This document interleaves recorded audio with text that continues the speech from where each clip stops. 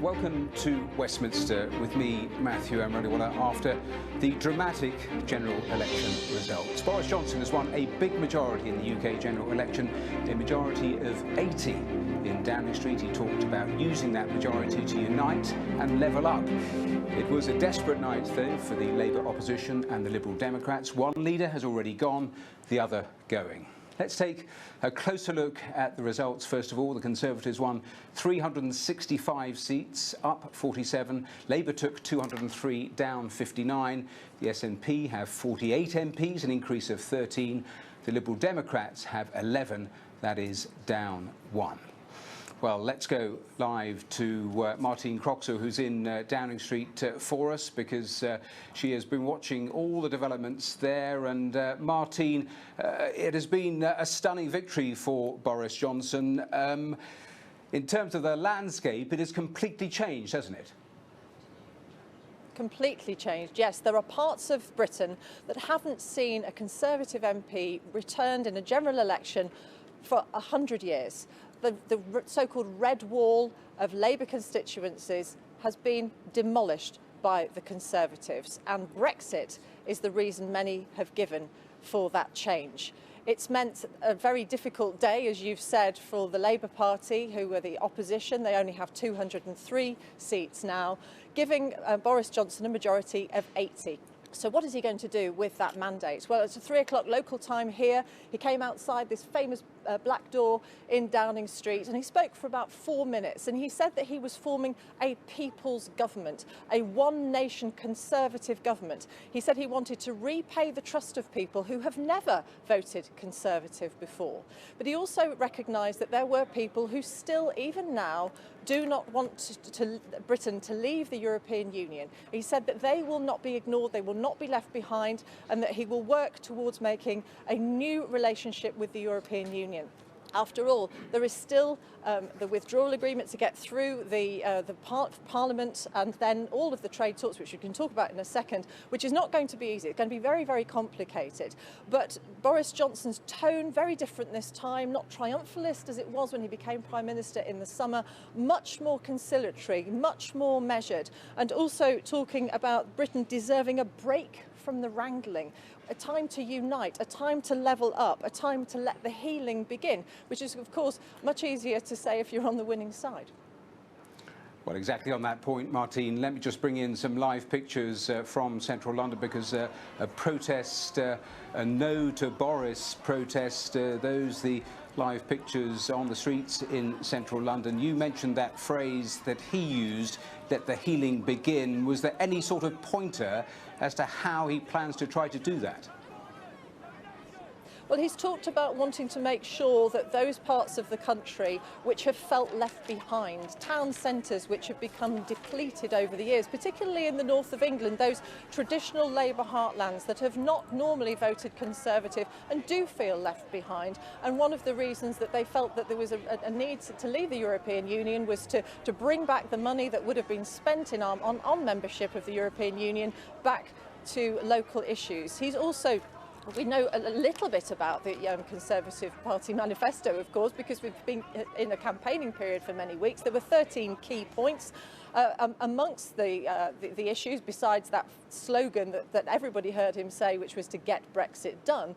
He's also promising to make sure that there are more nurses in the health service, that there will be a points-based immigration system so that low-skilled migrants will not be able to come to this country, which is how some people feel that's why they can't get the employment that they want. There's all sorts of talk of boosting infrastructure as well, extra investment for schools and making sure that streets are safer. Very much wants to make sure that he can try to unite the country through those policies. Some pundits said that they hadn't been properly costed.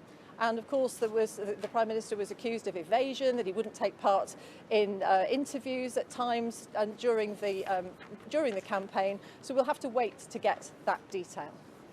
All right, Martine Croxall live for us there in Downing Street. Thanks very much. So, How will Boris Johnson govern? What does it mean for the UK, for Brexit, for a country so divided? Well, Michael Croxall, one of Britain's best-known political profilers, is here with me. A few years ago, you'll remember, he talked to Boris Johnson, made a film about him, and, of course, Boris Johnson talked about the possibility of becoming Prime Minister. Have a look. Would you like to be Prime Minister? I think it's a very tough job being Prime Minister. Very tough job. I mean, obviously, if the ball came loose from the back of a scrum, which it won't, or of course it'd be a great thing to have a crack at, but it's not going to happen. Well, Michael Croxall joins me here in the studio. Michael, of course, that's such a famous clip, but in terms of listening to Boris Johnson today, what did you make of it and indeed the result itself? Well, the result itself is quite extraordinary. I mean, if you think of it, Boris Johnson is the first Tory Prime Minister since Mrs. Thatcher in 1987 to get a proper majority, and he's managed to capture seats which for 100 years have been Labour. It's just the world has turned on its head. The event I was last night, there was a sweepstake as to what the size of his majority would be, and some people thought it would be a hung parliament, possibly even with Jeremy Corbyn being the largest party, and the much vaunted opinion polls got it wrong very significantly. And are you able to pinpoint why he was able to do that in some of those Labour heartlands that have never voted Conservative? It has to be the Brexit factor. It's a mixture. You see, Brexit is not just about Europe. It's about feeling that the liberal metropolitan elite have left them behind. These are often former industrial towns, cities, coal mining places, and big industry has gone, and you know, there are Amazon warehouses instead of coal mines, but lots of unemployment, lots of poverty, made worse by austerity. And Boris Johnson, one of his great gifts is to spread a little happiness. He's a can-do chap. He's an optimist. Well, on that point of style, let me just play another clip from that documentary where he talked to you about all of that. Let me just play that now. Well, I certainly think that as a general tactic in life, if that's what you're driving at, it is often useful to give the slight impression that you are deliberately pretending not to know what is going on, because the reality may be that you don't know what is going on, but people won't be able to tell the difference. Well, you smirked when you saw that again. In terms of what he said in Downing Street today about United, about healing, what did you make of the words you heard from him? Well, I think they're the words that are absolutely needed.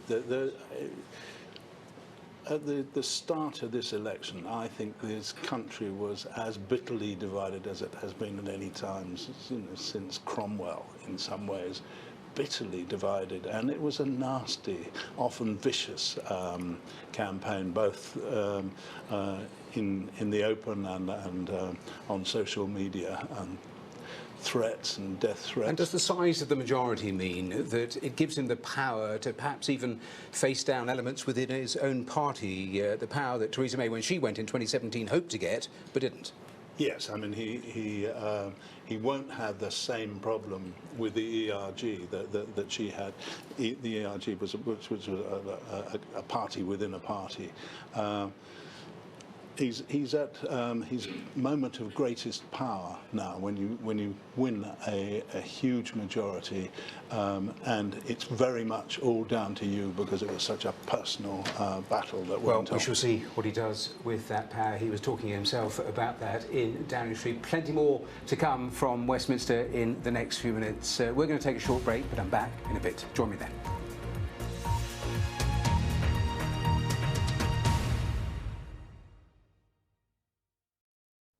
Hello there, good evening. We've seen some much brighter, drier weather for many parts of the country today. The showers were all or nothing. In sheltered areas such as here in Gloucestershire, it was dry with some sunshine. But through the Isle of Man, for example, we've had shower after shower already earlier on today. Now, those showers will tend to move their way northwards up in towards southern Scotland to bring some snow over the hills. It'll turn drier in the northeast of mainland Scotland, but we'll see lots of showers packing in across Northern Ireland, England and Wales on a fairly strong wind as well, which should, on the whole, keep temperatures up. But it's touch and go as you head further north, and maybe a touch of frost here and there. As we head into the weekend, it remains quite chilly. It'll probably be cold enough for a bit more snow on the hills as far south as mid-Wales. More showers driven on by some very strong winds for England and Wales. There'll be some sunshine around as well. And those showers will push their way eastwards across England and Wales on Saturday morning, leaving some drier and sunnier weather in the afternoon. The showers may ease off in Northern Ireland, continue in Scotland, especially in the west with some more sleet and snow in the hills. Quite a cold day here, temperatures 4 or 5 degrees. Head towards the southwest of England, temperatures may get into double figures, but it will turn wetter here during the evening. And as that wet weather comes into England and Wales on Saturday night, into the cold air, some hill snow, mainly across Wales and northern England, a couple of centimetres by the morning. You can see that wet weather moving in here. It doesn't last too long before it pushes away.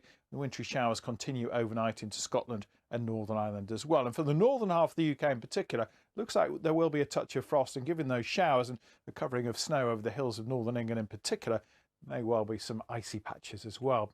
Sunday sees more showers more widely for England and Wales, some of them heavy, gales picking up perhaps towards the southwest of England. Not so windy for Scotland and Northern Ireland. Southern Scotland, Northern Ireland probably turning wetter later in the day, but for the rest of Scotland it should be a drier day, but still on the cold side. As we move into the beginning of next week, well, we see the winds easing down. This area of low pressure will bring showers in the northwest. This weather front perhaps bringing some rain later towards the southeast of the UK. But we're still in cold air for the first couple of days of next week. There's milder air waiting in the wings, and that will be accompanied by some wetter, windier weather from Thursday onwards.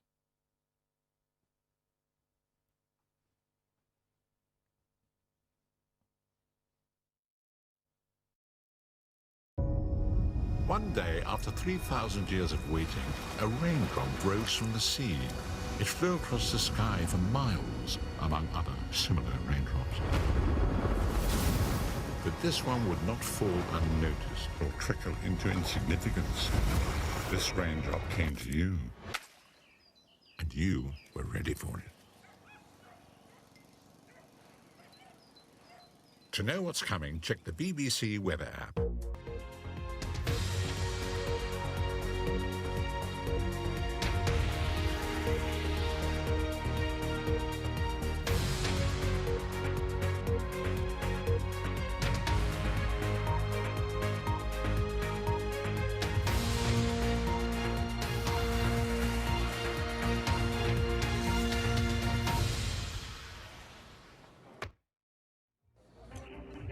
This is BBC News. I'm Matthew Amroliwala, live in Westminster, where Boris Johnson is beginning a new term as Prime Minister after the Conservatives won their biggest majority since 1987.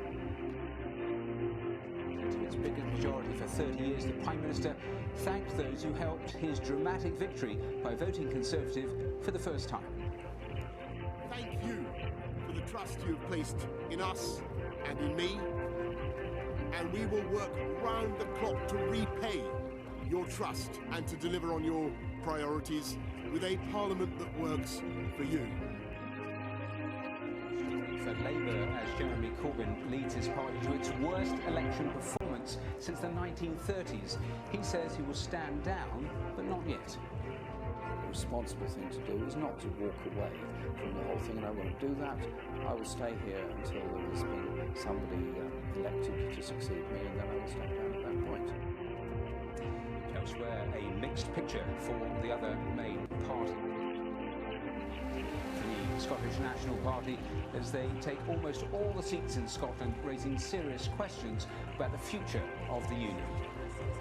Given what I fear the Tory government now has in store for Scotland, that right to choose our own future has never been more important or more urgent.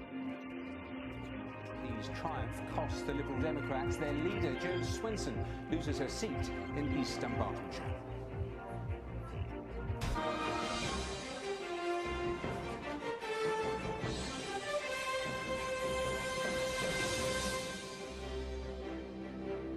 Good evening and welcome to viewers here in the UK on the BBC News Channel and around the globe on BBC World News. The Conservative Party has secured an overwhelming win in the general election. The Prime Minister Boris Johnson now has a majority of 80, the largest since Margaret Thatcher in 1987. Well, speaking outside Downing Street earlier today, he said the country deserves a permanent break from talking about Brexit, and he would deliver a parliament that works for the people. For the Labour Party, it has been bad news, losing many seats in their traditional heartlands. Jeremy Corbyn called the result disappointing and said he would not fight a future general election. The Liberal Democrats had a terrible night as the party leader, Jo Swinton, lost her seat and quit. But the SNP did well, coming close to sweeping the board in Scotland. So let's take a look at the results in detail as they stand. The Conservatives winning 365 seats, up 47. Labour took 203, down 59. The SNP have 48 MPs, an increase of 13. The Liberal Democrats only have 11, down 1. The DUP have 8, and Sinn Féin, who don't take their seats, 7. Well, throughout the next hour, we'll get more reaction to those results and look at what it means for the political parties, the country, and, of course, for Brexit. First, though, let's catch up with all of the day's dramatic events with this from our political editor, Laura Kunsberg. The power of surprise, the power of victory. Well, we did it! We did it! We pulled it off, didn't we? The power of a Prime Minister with authority firmly in his hands. With this mandate and this majority, we will at last be able to do what? We've been paying attention. Jubilation here, they can keep the promise to leave the EU next month. The will we, won't we, fundamental tussle of Brexit almost at an end. This election means that getting Brexit done is now the irrefutable, irresistible, unarguable decision of the British people. But it didn't happen just because of traditional Tories, but because of Labour voters going over. The majority he craved, the start of the change. In winning this election, we have won votes and the trust of people who have never voted Conservative before. Those people want change. We cannot, must not let them down. And in delivering change, we must change too. Let's get Brexit done, but first, my friends, let's get breakfast done too. Thank you all very much for coming. Thank you all very much. Thank you all. Thank you. Boris Johnson has pulled off what is genuinely a historic victory, not just because it's the biggest Conservative majority since the 1980s, but also because the first time, as he's reminded his party, people who'd never before considered voting for Conservative have turned to them. I'm a northerner, so I think you have to appeal to the whole country if it gives you the mandate, which I think is what's been given tonight. Best day, best week, and then like a Christmas present. And by 5 o'clock, everyone said yes, and we were like, OMG, is it going to happen? And it was amazing when it did. He's won the right to call this home for 5 years now. Are you going to resign, Mr. Corbyn? We love you, Jeremy Corbyn. For Jeremy Corbyn, it's the end of his ambition to move the few short miles to Westminster from his North London home. You think you misread the mood? Labour was swamped in this election. He's off by the spring, if not before. I did everything I could. Of course, I take responsibility for putting the manifesto forward, but I have to say the manifesto was universally supported throughout our party and throughout our movement. And so, as I said in my own count result last night, we don't give up on the eternal hopes of a more decent society. Our exit poll is suggesting that there will be a Conservative majority when from the start, it was obvious what might be coming. One of the very first results, Blythe Valley in Northumberland, Labour since 1950 turned Tory. The new MP almost overwhelmed by the scale of that change. And I would like to thank Boris. And through the night, Labour's roots appeared to shrivel, whether in Yorkshire, the Midlands... I'm just sorry that we've let people down. ...or the North East. Seat after seat flipped red to blue. Jeremy Corbyn's hopes came crashing down. And a fateful moment, just as he took to the stage in Islington. Sedgefield, the seat of Tony Blair, held by Labour for all time, broke for Boris Johnson too. The foundations of Labour victories past crumbling before our eyes. The party falling more heavily where people had voted leave. You lost your seat, Miss Swinson. The Lib Dems had a crushing night too. Just a few weeks ago, Jo Swinson claimed she could be Prime Minister. 523. In the middle of the night, though, she even lost her own place in Parliament and closed the day neither an MP nor a party leader.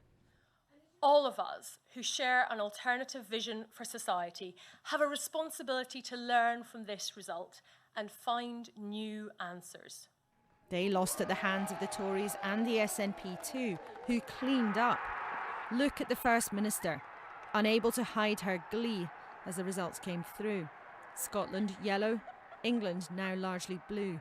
The Union uneasy, another a demand for a vote on independence on the way. Now, I acknowledge that not absolutely everyone who voted SNP yesterday is ready to support independence. Whether or not Scotland becomes an independent country must be a matter for the people who live here. The map moved in Northern Ireland too. The DUP leader at Westminster, Nigel Dodds, lost his seat. And for the first time, more nationalists than unionists were chosen by voters, pulling at the union's thread. The Brexit Party scooped up votes, but didn't cross the bar for any seats of their own. I do feel I've got to create what happened last night to some extent. Now look, we are going to leave the European Union now at the end of January. Politics is a tough business. Nor did any of those who switched allegiances in the last few torrid years. All these falling pieces created one clear picture, one man securely in charge, even though his journey gave discomfort to many voters. But with this victory, Boris Johnson has secured at least a major chapter in the kind of history books he likes to write. He won't be a footnote now. His first task to finish what they started, but with an appeal to the 48 and the 52. To those who did not vote for us or for me, and who wanted and perhaps still want to remain in the EU. And I want you to know that we in this one nation Conservative government will never ignore your good and positive feelings of warmth and sympathy towards the other nations of Europe. Then an unlikely claim perhaps, a post-election promise of peace and goodwill. This country deserves a break from wrangling, a break from politics, and a permanent break from talking about Brexit. Thank you all very much, and happy Christmas. Thank you. Yet this politician has been unafraid to provoke, unafraid to gamble. Now swears he will govern for us all. With 5 years and a convincing majority, he has time to succeed or to stumble. For today, though, he who dared did win. Well, joining me here at Westminster is Laura Round, a former Special Advisor to the former Defence Secretary Penny Mordaunt, and Torquil Crichton, who is Westminster Editor for the Scottish newspaper The Daily Record. Thanks both of you for being with me. A quick headline thought from both of you in terms of the result itself. Well, an extraordinary result, which is, superb, speaking as a former Conservative advisor. I think it has demonstrated the power of another incredible slogan, short to the point, staying on message, getting Brexit done, accompanied with a one nation narrative of how to proceed afterwards under the slogan of unleashing Britain's potential, and it's proved to be incredibly successful. Two extraordinary results. One for Boris Johnson to get this incredible mandate for Brexit, and another for Nicola Sturgeon, who's run rampant in Scotland, 48 out of 59 MPs, and she claims that's a mandate for a second referendum. So you have this Austro-Hungarian Empire effect. You could do a dual mandate with each leader, and they are the two big opposition leaders now, because Labour are going to go into civil war, and the Lib Dems are also cast aside. So you have this big conflict between these two mandates, this claim for independence or an independence referendum, and this claim to leave the European Union. Clearly, a hugely good night for the SNP, but once that dies down, the froth, is there a basic problem that they went into this election wanting two things, which was to stop Brexit and have a second referendum on independence, and she will fail on both, will she not? Well, there was a danger that the two issues were becoming conflated because until a couple of days ago, the Tories looked like surviving in Scotland or prospering in Scotland, because this message of independence next week, in 2020, was actually galvanising the Unionists, not the Nationalists. Turned out when the vote came in, it was the other way around. But only this evening, Boris Johnson has had a conversation with Nicola Sturgeon and repeated again there'll be no second referendum. No, that isn't going to stop her putting tanks on his lawn, pressing him on that. I mean, Boris Johnson will pull off stunts like turning up in these northern Labour strongholds that are now, of course, Conservative strongholds. She'll turn up here with 48 MPs on Tuesday, put tanks on lawn, demand a meeting. If she doesn't get one, it works. If she does get one, it works. And that plays well for her. Laura, in terms of having a majority of 80, in a sense, for Boris Johnson as being Prime Minister pursuing Brexit, no more excuses. He can do what he wants. Well, I mean, that's the proposition he put to the country, and he said, you know, this is a clear plan, it's ready to go. All I need is MPs to see it through the Commons, and that is what he's got in larger numbers than I think, well, I certainly was hoping for, was expected, well, not hoping, I mean, it was brilliant, but, you know, I didn't dream of this sort of majority. So it's, you know, this is it. And is, you know, does it give him scope, though? For example, on the getting a trade deal, everyone says is incredibly tight, 11 months. Does this result give him scope, perhaps, to extend that, despite everything that has been said so far?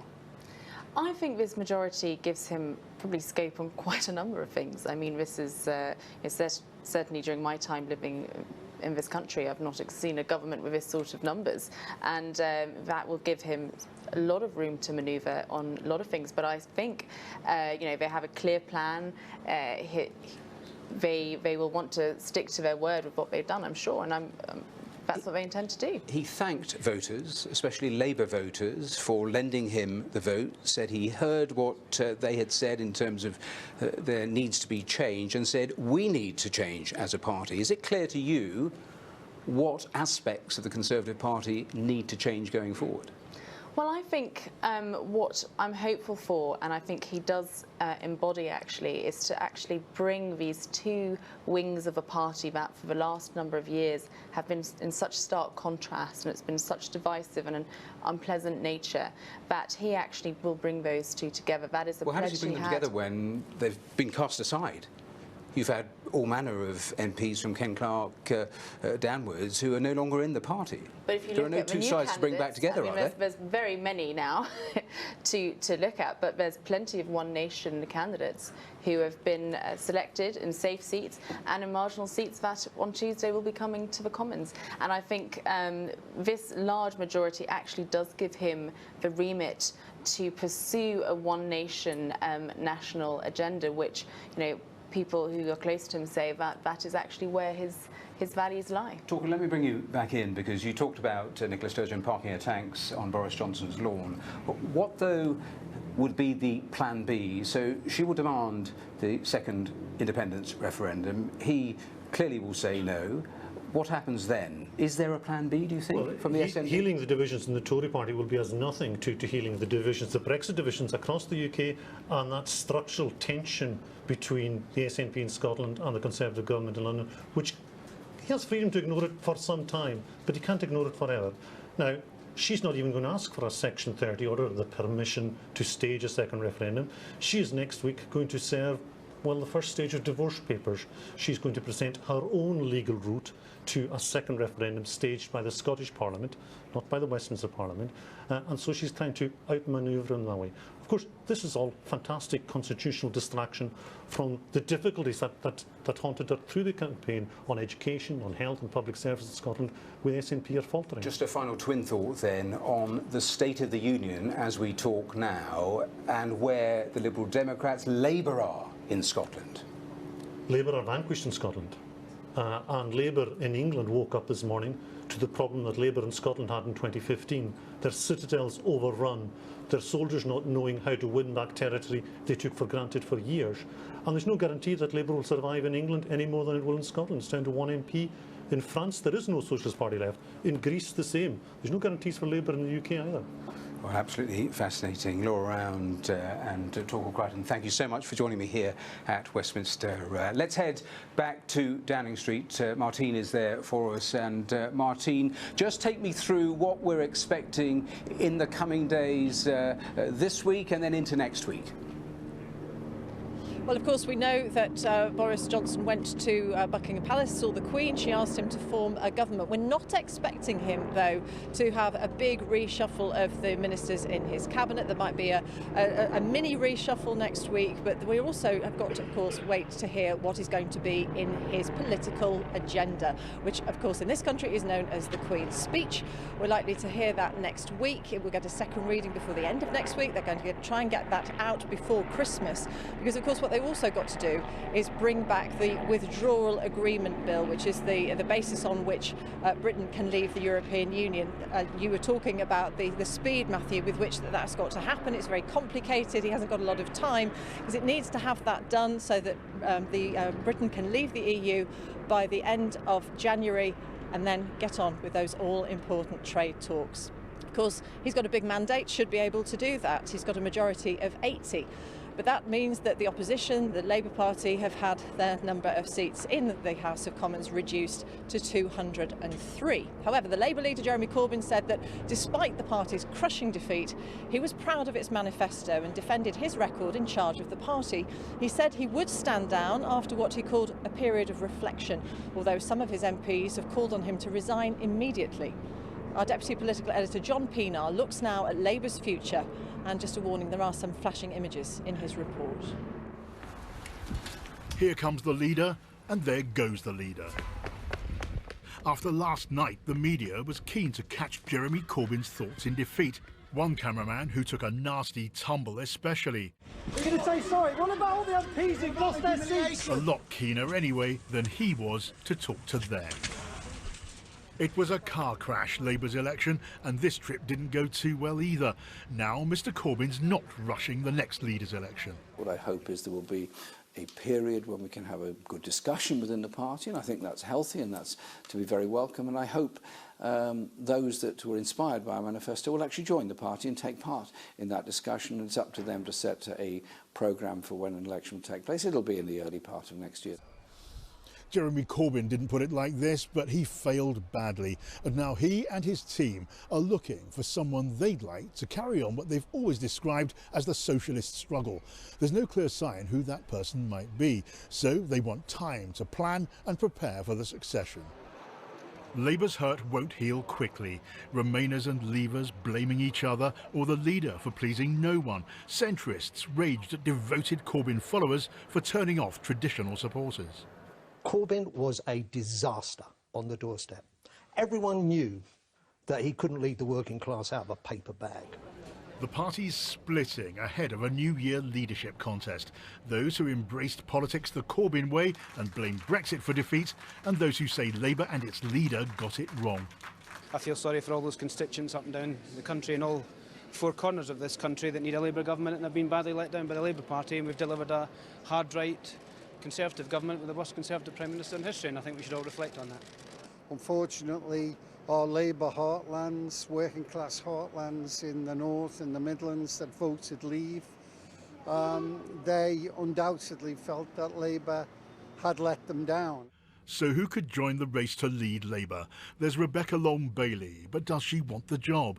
Angela Rayner's been mentioned, perhaps as deputy leader though. Keir Starmer's a heavyweight, a centre-ground pro-European, which could put some off. Emily Thornberry's a strong performer and looks ambitious. Then Lisa Nandy's young, left-leaning, looks like another contender. And Jess Phillips, outspoken, combative, maybe the wild card of the contest. Jeremy Corbyn's heading for a quieter life. To his admirers, an heroic loser. To critics, the man who consigned Labour to a fourth term out of office. They'll all be fighting over Labour's future before Jeremy Corbyn's even out of sight. John Pienaar, BBC News. Well, let's stay with Labour's future now and speak to Tim Bale. He's a Professor of Politics at Queen Mary University of London, and he joins us from the warmth of the newsroom. Tim, thank you very much for joining us this evening.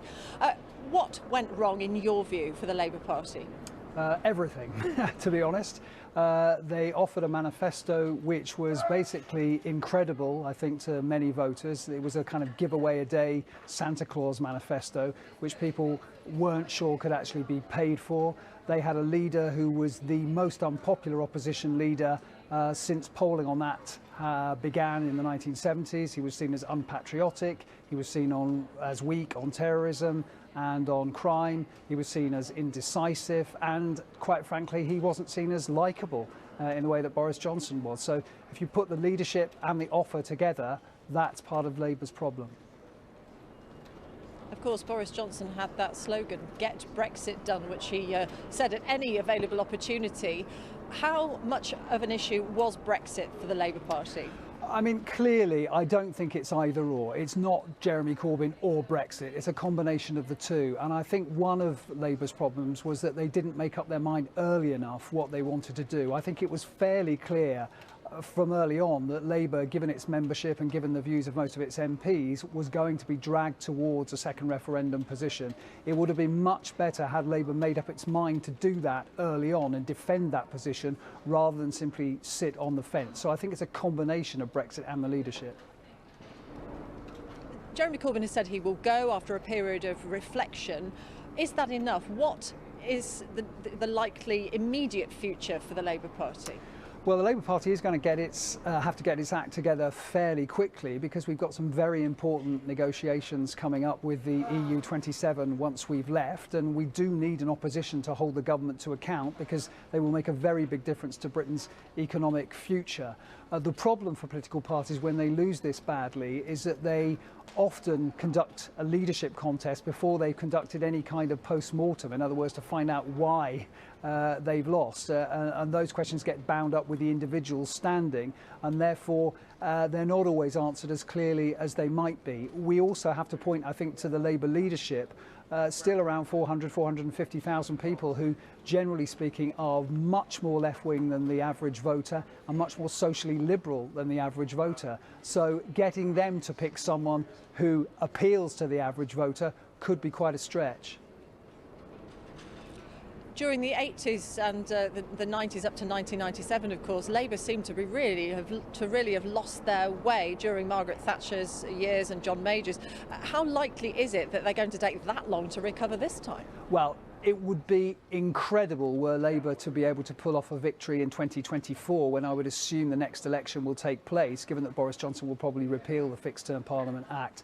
It's probably going to take 2 bites at the cherry at least. So Labour, when it picks a leader, is either going to have to go for someone it thinks is good for the long term, or it's going to have to go for an interim, if you like, who will steady the ship and allow Labour to take back a few of those seats that they lost this time around, and then make a more serious attempt on power in 2028, 2029. How likely is it that we'll see some form of new Labour, if you like, which was how Tony Blair managed to win those 3 elections? Because the party at the moment seems a long way from that type of body.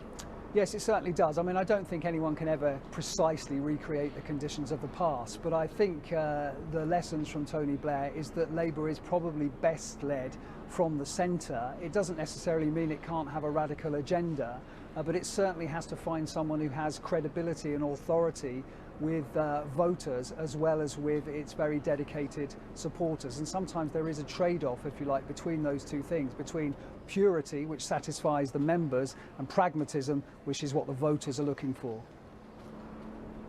Professor Tim Bale from Queen Mary University of London, thank you very much for joining us. Well, apart from the Conservatives, the other big winner of the night was the SNP. They took 48 of Scotland's 59 seats, and the party's leader, Nicola Sturgeon, says Boris Johnson now has no right to stand in the way of another Scottish independence referendum. Our Scotland editor, Sarah Smith, has been looking at what the SNP's victory means for Scotland and the United Kingdom. Posing with some school kids this morning, Nicola Sturgeon has one clear demand: that their political future be decided by Scottish voters. She believes that winning 80% of the seats in Scotland means she must now be allowed to hold another independence referendum. But legally, she needs Boris Johnson to agree. So to the Prime Minister, let me be very clear. This is not simply a demand that I or the SNP are making. It is the right of the people of Scotland, and you, as the leader of a defeated party in Scotland, have no right to stand in the way. The prospect of another independence referendum is not imminent. Boris Johnson will refuse permission.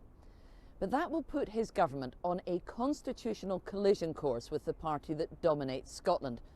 And that risks further increasing support for Scottish independence. The Conservative campaign focused almost entirely on rejecting another referendum. But it's the Tories who were rejected in over half of their Scottish seats. The people who gave us that vote, who voted for us last night, did so on the basis that we would stand up for Scotland's place in the United Kingdom. And I'm simply not prepared to betray the votes of those people for us last night. The Lib Dem leader Joe Swinson was defeated by the SNP landslide. Have you lost your seat, Miss Swinson? Will you resign from the party? But Scottish Labour suffered the greatest humiliation. They were even beaten by a candidate who'd been suspended from the SNP and have only one surviving Scottish MP. I'm sick at standing in lecterns during general election campaigns and saying it's been a difficult night for the Labour Party. This party must listen, and this party must respond, or this party will die. The entire city of Glasgow is now represented by the SNP and ready for another referendum. I definitely think we should be allowed to have an independence referendum, and I think that steps should be taken, if possible, to force them to make us have one, to let us have one. I just think that it's getting, like, England's going one way, Scotland's going another, so we should be able to decide for ourselves. If the will's there, and obviously they get the go-ahead for Westminster, then it will happen again, and obviously we'll then have to make that choice again, and I'll be voting no again.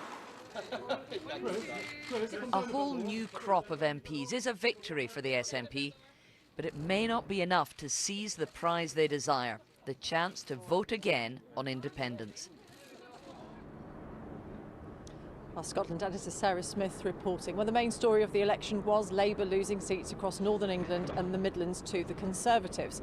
For example, they lost 2 of the 3 Wolverhampton seats in the West Midlands. Phil Mackey, who's been speaking to voters there. Well, they very nearly won all 3 in the end. The Conservatives were probably stopped from winning that 3rd seat, which was held by the Labour MP, Pat McFadden, simply because there were 2,500 people who vote for the Brexit Party candidate. The majority in that particular constituency was just 1,000. But yeah, the other 2 seats, Labour MPs Eleanor Smith and Emma Reynolds lost their seats last night as part of this blue wave across the West Midlands. They've won Stoke-on-Trent, they've won West Bromwich, Dudley, and 2 out of the 3 seats in Wolverhampton, some seats that they've never really won from Labour, and certainly not for generations. So the big question is, firstly, are those people there for good? And why, if you're a Labour voter, did you either switch this time, or what do you think went wrong?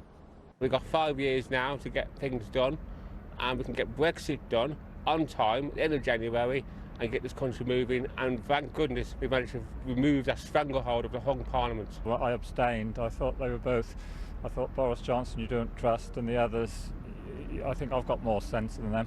What about Labour now? How would they win your trust back? If they got someone, a better leader, and better people in who you think would be good in the cabinet. I'm not a Corbyn supporter, but I prefer the policies that Labour had over what the Conservatives had. So. Even though you were not a Corbyn supporter, you still voted Labour, did you? Yeah. And so there's not. What do you think Labour should do now to try and win the country back? Get rid of Jeremy Corbyn, I guess. So Wolverhampton South West, where I am now, this used to be Enoch Powell's seat, Nick Budgeon after that. It has flipped between Conservative and Labour over the years. Wolverhampton North East, well, that's really one of those seats that's always been regarded as a safe Labour seat. So really in Wolverhampton, a change just like other parts of the West and the East Midlands. This is where Boris Johnson has won his majority. Though people today probably thinking in Wolverhampton just as much about their 4-0 win in the Europa League last night and the fact that the Wolves will still be playing European football next year as much as they are about the result of the election. Different priorities, you see. That was Phil Mackey reporting from Wolverhampton in the West Midlands. So the UK political map, Matthew, looking very different from how it did just 24 hours ago. It really does. Martine, thanks very much. We'll have plenty more from Downing Street a little while later. Now, let's take a closer look, though, at the story of this election, which saw the Conservatives win that huge majority on about 45% of the vote. They did lose votes in the south of England and also in Scotland, but those were balanced by gains in the rest of England and Wales. Labour, meanwhile, lost ground in every nation and region right across Britain. Well, Rita Chakrabarti has been looking at some of the key results that we saw. I want to show you the final scoreboard, the state of the UK parties. And as you can see, the Conservatives having a very good night, gaining 47 seats. Labour losing 59 seats, a bad night for them. And the SNP also putting in a strong performance, gaining 13 seats. I want to show you, though, how the vote share changed compared to the 2017 election. And what's so interesting here is that the Conservatives actually only put on 1 point in terms of vote share. The Labour vote share dropped sharply by 8 points, and it's the difference between the two that's allowed the Conservatives to surge forward and gain all those seats.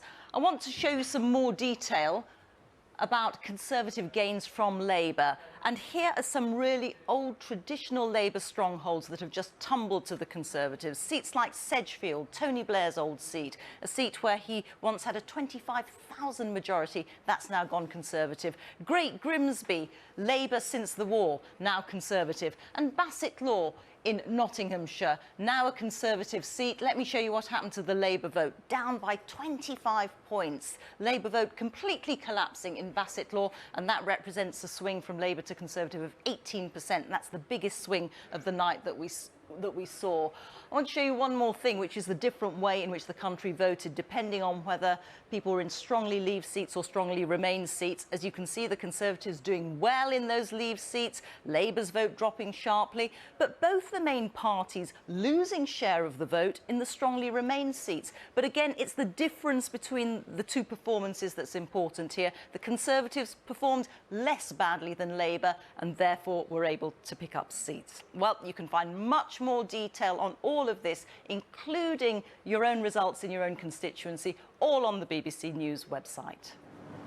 Well, that was Rita Chakrabarti. A little earlier today, the Prime Minister appeared in front of the cameras in Downing Street and said he'd lead a people's government that would take the UK out of the European Union by the end of January. Let's take a listen to what he had to say. Good morning, good afternoon, afternoon everybody. Good afternoon. This morning I went to Buckingham Palace and I am forming a new government, and on Monday MPs will arrive at Westminster to form a new parliament, and I'm proud to say that members of our new One Nation government, a people's government, will set out from constituencies that have never returned a Conservative MP for 100 years. And yes, they will have an overwhelming mandate from this election to get Brexit done, and we will honour that mandate by January the 31st.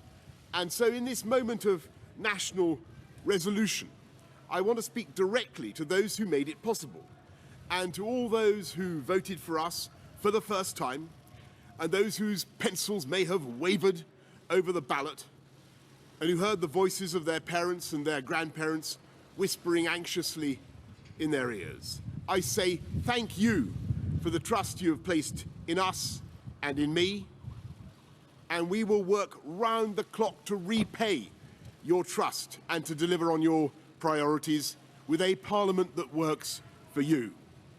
And then I want to speak also to those who did not vote for us or for me, and who wanted and perhaps still want to remain in the EU. And I want you to know that we in this One Nation Conservative government will never ignore your good and positive feelings of warmth and sympathy towards the other nations of Europe. Because now is the moment, precisely as we leave the EU, to let those natural feelings find renewed expression in building a new partnership, which is one of the great projects for next year. And as we work together with the EU, as friends and sovereign equals, in tackling climate change and terrorism, in building academic and scientific cooperation, redoubling our trading relationship, I frankly urge everyone on either side of what are, after 3.5 years, after all, an increasingly arid argument, I urge everyone to find closure and to let the healing begin. Because I believe, in fact I know, because I've heard it loud and clear from every corner of the country, that the overwhelming priority of the British people now is that we should focus above all on the NHS. That simple and beautiful idea that represents the best of our country. With the biggest ever cash boost, 50,000 more nurses, 40 new hospitals, as well as providing better schools, safer streets. And in the next few weeks and months, we will be bringing forward proposals to transform this country with better infrastructure, better education, better technology. And if you ask yourselves, what is this new government going to do? What is he going to do with his extraordinary majority? I will tell you that is what we are going to do. We are going to unite and level up. Unite and level up, bringing together the whole of this incredible United Kingdom, England, Scotland, Wales, Northern Ireland, together, taking us forward, unleashing the potential of the whole country, delivering opportunity across the entire nation. And since I know that after 5 weeks, frankly, of electioneering, this country deserves a break from wrangling, a break from politics, and a permanent break from talking about Brexit. I want everyone to go about their Christmas preparations happy and secure in the knowledge that here in this People's Government, the work is now being stepped up to make 2020 a year of prosperity and growth and hope, and to deliver a Parliament that works for the people. Thank you all very much, and happy Christmas. Thank you.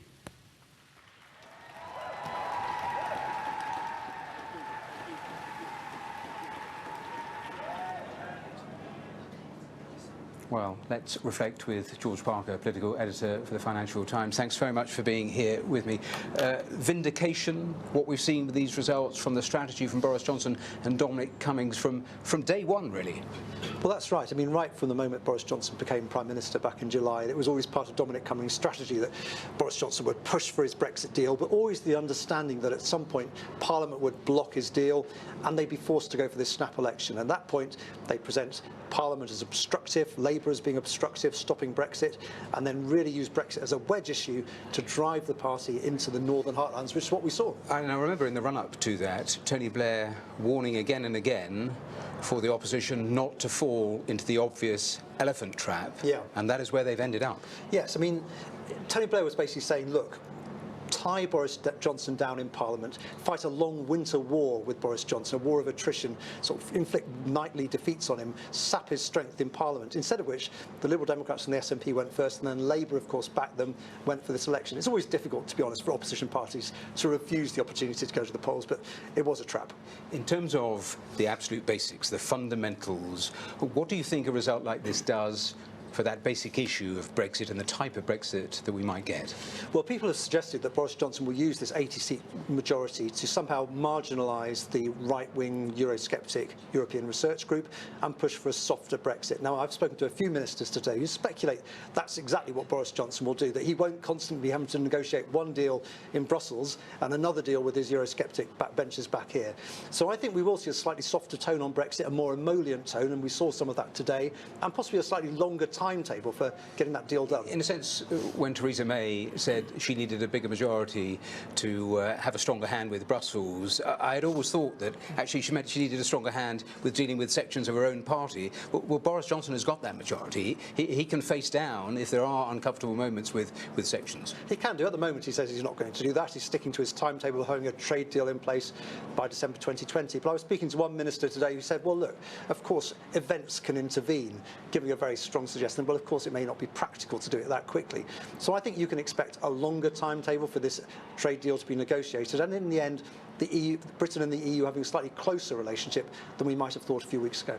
For Jeremy Corbyn, he has decided not to stand down immediately. How much do you think that is in part of trying to, in a sense, preserve and save the Corbyn project? I think that's entirely what it's about. So he wants to be in charge of this post-mortem into what went wrong. And you can be sure that post-mortem will conclude it wasn't his fault, it wasn't the fault of the party's policies. It was all down to this black swan event, Brexit. And we move on, and one more heave and we can do it. So I think that's part of the strategy. And of course, the longer he waits, the more they have time to try to bring forward a successor. And how bloody will it be, the fight within the Labour Party, do you think, in terms of direction? I think it will be bloody, although, you know, the thing is the left has such a tight grip on the party at the moment. You almost feel the fight has gone out of some of the moderates who have tried before on numerous occasions, of course, to get rid of Jeremy Corbyn and failed. If the fight has gone out of that, it certainly has not gone out of the potential collision with the SNP. I mean, how tense do you think that is going to be in the coming months? I think it's going to be really tense. I mean, the trouble with Boris Johnson now, it's a nice problem to have, I suppose. He's got this big majority, but he's got two big things out of his control. One is the negotiation in Brussels, and the other one, as you mentioned, is Scotland. The idea that the SNP, 48 out of 59 seats, will be pushing very hard for an independence referendum. Boris Johnson is saying no at the moment. I think if the SNP win a majority in the Scottish elections in 2021 to Holyrood, then I think he'll be under an immense amount of pressure to cede that referendum, with the risk of, obviously, otherwise, of a grievance festering north of the border. The briefest final thoughts, if you would, how does Boris Johnson manage what is a really diverse set of seats now in terms of places, thrusts, emphasis? Well, he says he wants to govern as a one-nation Tory, and frankly, he's got no choice now. His coalition spans Stoke-on-Trent to Sevenoaks. He will have to govern for the whole country. That means putting the interests of poorer people, working-class people, sometimes ahead of his core vote back in the stockbroker belt in Surrey. George Parker, thanks very much indeed for being here with me and that analysis. Let us go back to Downing Street and back to Martine, and of course a lot of talk about the reshuffle. We're expecting a big reshuffle come January, but some sort of mini reshuffle. How quickly might that come? We're expecting it to be probably early part of next week before we get to hear what's in the Queen's speech, which is where Boris Johnson will set out his agenda for this Parliament. Much quieter this evening here in Downing Street, only a few of us diehards left. Outside there were quite a few protesters who are unhappy that Boris Johnson has now taken up residence at number 10 again. They're much quieter too, only a few dozen of them left. But of course, it's not just the Conservatives who had a momentous night. Labour did for all the wrong reasons as well. The opposition party. Labour suffered its worst election defeat since 1935. Not only that, it lost seats in its traditional heartlands, as we've been saying. Labour strongholds in the Midlands, Wales and the north of England that had never voted Conservative before. Our political correspondent Alex Forsyth reports from Stoke-on-Trent Central, which voted to leave the EU and has now gone blue for the first time in its history. Stoke-on-Trent's industrial past is still printed on the skyline. With roots in coal, steel and, famously, ceramics, this was a Labour stronghold for decades. Not anymore. Stoke-on-Trent Central now has a Conservative MP, the first since the seat's creation in 1950. Jo Gideon, a businesswoman and until now a councillor in Kent, thinks she knows why she won here. It's a city that feels it's been neglected and ignored for a long time, and so in a sense the fact that they voted 70% for Brexit and it didn't happen was just another example of how nobody was listening to them, and so it was a call to be listened to, really. More people here voted to leave than any other city in the UK. The Tories tapped into Brexit frustration in Labour's heartlands. John is a former miner. I've always voted Labour all my life. I've been it till this time. And who did you vote for? Conservative. Why is that? To get something done on this Brexit business. So you switched from Labour to Conservative? Yes. I don't like Jeremy Corbyn for one. He was trying to put the country back years. Some in Labour claim their policy offer was crowded out by Brexit, which was the Tories' relentless focus. The Conservatives deliberately put Brexit front and centre of their campaign, hoping it would transcend traditional party loyalties and so targeting areas that voted to leave in the Midlands and the North. And that's where they gained support. While Labour wrestles with the reasons behind this result, the former MP here called it a catastrophe, last night laying blame on the party's leaders. in Stoke-on-Trent we're going to have another 5 years of Tory government, probably with 3 Conservative MPs, and the damage and the untold horrors they will unleash in Stoke-on-Trent, I believe, lays firmly at the door of those running the National Party's campaign and the decisions that they have made about where to target and the sort of Brexit response they should have made. In this city, some loyal to Labour are surprised at the extent of their losses. I'll never be a Tory voter. I was born in 1985, my mum was a single mother, we were at the tail end of kind of the Thatcher decade and we were really struggling. And to see such a working class and hard working and friendly city like Stoke-on-Trent be turned, it's just so sad to see. The country's political map does look very different today, with some who've never voted Tory now making that choice. We've got to go with Boris, I'm afraid. So, yeah, it's times are changing. They most certainly are. Alex Forsyth, BBC News, Stoke-on-Trent. Well, Labour's Lisa Nandy managed to hold onto her Wigan seat, but she's been critical of the party's position on Brexit. She spoke to our correspondent Judith Moritz and told her about the sadness many of her constituents felt at abandoning Labour.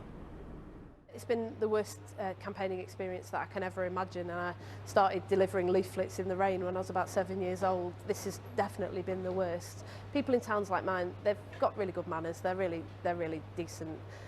But what was absolutely shattering about it was that as we went out and we knocked on doors, we met people who have voted Labour all their life, who still share Labour values, who just felt that they couldn't vote for us. There was some anger, but a lot of it was just deep sadness, that they just didn't feel that they could come out and vote for us this time. Many of them stayed at home. Many of them were very clear that they don't feel any kind of affection for any other political party or any other agenda that's being pushed forward. I got a very strong sense that people are looking for something positive to vote for, but they just didn't feel it was there. I mean, in many ways, you're lucky to have held on. Looking at seats around you, the seismic shift there. I mean, Lee, never been in Tory hands before. This is a massive change. It is. It's heartbreaking, and I think it's very early to say, but I think what we've seen around the country is that there are a lot of communities who feel completely shut out of power. They feel that they don't have much of a voice nationally. They don't feel that they get the fair share of resources. They don't feel that they're respected or understood. And the further that you go from those centres of power in London or in Manchester, the more that is felt. So Wigan is a town where people feel very strongly that we don't get our fair share of resources from Manchester or from London. But Lee, again, is a town that doesn't feel, frankly, that it gets its fair share of attention or resources from Wigan. And there is truth to that. You only have to walk down the high street to see what 10 years of Tory government has done, that the loss of jobs 40 years ago in towns like these is still felt because they've never been replaced by jobs that pay a decent wage, that enable young people to stay. All of these things are things that I and many of my colleagues in these areas have been saying for a long time, and I think now is really the moment when the Labour Party has to sit up and take note of that and has to think seriously about how we start to rebuild. And how does that happen? First of all, Jeremy Corbyn is saying he'll hang on and whilst this rethinking is happening. Should he go immediately? I think he's right, actually, to say that we need a period of reflection. I think we need to have a serious think about our future direction of travel. We haven't won a majority in the House of Commons now since 2005. That is a long time, and these problems started to surface in towns like Wigan around that time. We saw years of falling turnout. We had a dramatic rise in support for UKIP in many towns across the country, in the North and the Midlands, even in towns like this which have consistently rejected the far right. And then we had the vote to leave the European Union. And at each moment, we haven't paid attention, we haven't understood what people are trying to tell us. And I think, quite honestly, that although Jeremy Corbyn was clearly an issue in this general election, just simply saying we're going to replace the face at the top and think that all of these really difficult, long-standing problems are resolved for us is just not good enough. We need to do better than that. But there are Labour MPs saying that today, so disharmony within the party. I mean, that's your first problem. Well, I think it would be unusual, to be honest, to have suffered the scale of defeat that we had and not have people feeling very raw, very angry and wanting immediate change. Change is definitely what we need. We need a change of direction. But we've replaced leader after leader thinking that we could just fix the problems that way. and actually we need a serious rethink. Most of all, what we need to do is stop telling communities like mine what the problem is and start listening to what they've been telling us for a very, very long time. Would you ever consider running? To be really honest, I don't know what I'm going to do next. I think that there are definitely things to be said, and I think there is a real job of work to do to go out to lifelong Labour voters in towns like mine and convince them that we can bring Labour home to them, and to reconcile those very different parts of the country, David Lammy's Tottenham and my Wigan, and build a sense of trust in both. That is the only way Labour ever wins power, and I think we need to think seriously, first of all, about how we do that, and second of all, about who is best placed to do that. So the honest answer is, at this stage, I don't know. Still reeling a bit from the sheer scale of what happened last night, and I think we need to go out into communities like mine and have a real think about what people are telling us. But you're not ruling it out? I'm not ruling anything out at this moment. I mean, I never really quite imagined that we would be in this situation where we'd lost constituencies like Lee, where my friend Jo Platt was a good MP, she was well liked, but where people just felt in the end, although they had Labour values, they just couldn't come out and vote for us.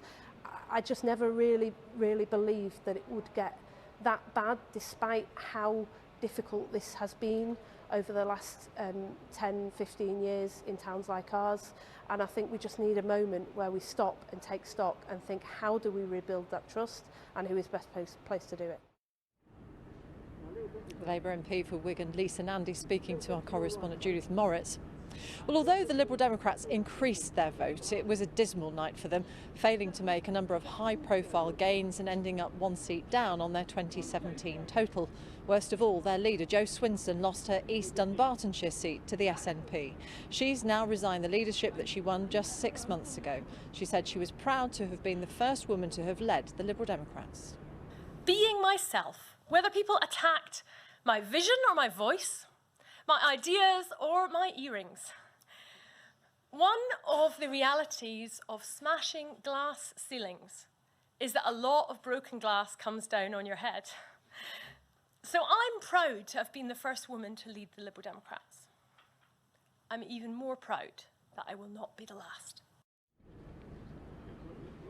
Jo Swinson. Well, one seat the Liberal Democrats had been hoping to take was Cheltenham, but the Conservatives hung on. Our correspondent there, Fiona Lambdin, has been speaking to voters. Here in the Regency town of Cheltenham, it's always been a two-horse race, the Liberal Democrats and the Conservative. We were here 2 weeks ago and everyone was telling us the same thing, that they've had so much literature from the Liberal Democrats through their front door. The Liberal Democrats working so hard here because Cheltenham was number 6 on their target hit list. Now, they were hoping that with their promise to revoke Article 50, they might entice traditional Conservative voters to switch parties. And that's because in 2016, 57% of this town voted to remain in the EU. But last night, Alex Chalk kept his seat. I'm just so totally disappointed and gutted about these election results. I just feel really in despair for my country. After having worked my whole career in the NHS, I really hoped that people would want to save it. For Lib Dems, I think the fact that they were so much on this whole we'll reject the Brexit vote and stuff, whereas if they'd put it to a people's vote rather than said, well, just outright reject it, they might have stood a better chance, maybe. Yeah, very relieved. I'm sure many people will be. I am also scared of what's going to happen now, though, because it's not going to be plain sailing. There's going to be a time of settling, isn't there? I'm wondering what the Queen thinks. Wonder what she thinks. Wish we were a fly on the wall. But Alex Chalk has taken a much smaller majority, 981 votes. Breaking that down, the Conservatives got a 48% share of the votes, while the Liberal Democrats got a 46% share. So that means this town today is very divided. Some people are absolutely delighted and others are devastated. Fiona Lambdin reporting there from Cheltenham. Much more analysis of the result of the UK general election still to come here on BBC News.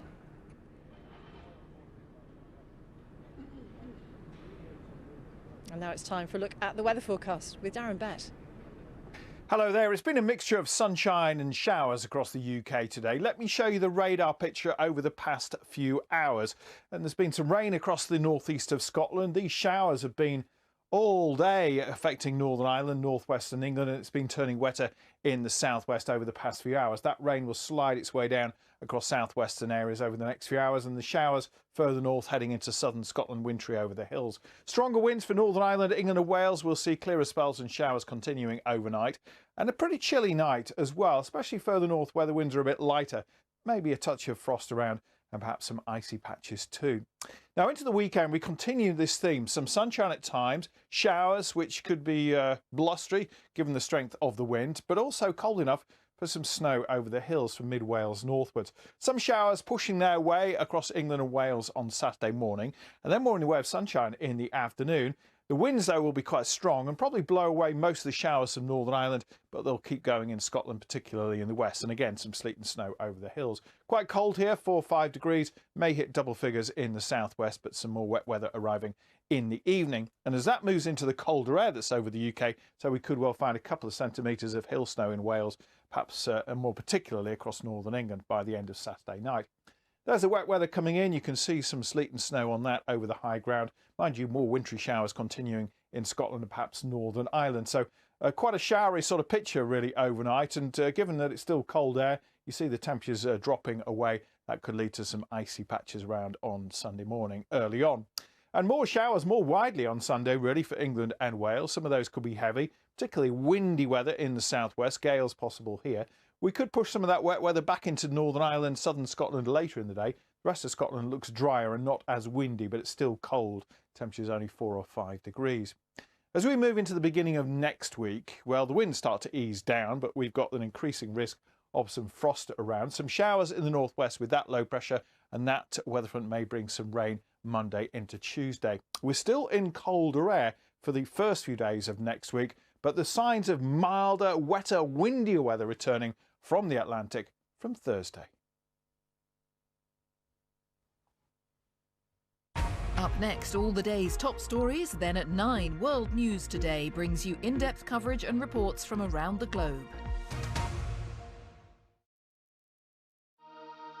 Download the BBC News app and never miss a story. Get the headlines as they happen. Personalise your app for the stories that matter to you, and watch BBC News live wherever you are. Stay up to date whatever you're up to. Download the BBC News app. I've got a burning question. On a range of significant issues, a torrent of questions relating to The Justice Committee, the European Union, the Intelligence Committee, the Irish backstop. So what is different about this? That's super complicated. There you are. The special relationship between the UK and the USA. Beyond 100 Days, Monday to Thursday at 7 on the BBC News Channel.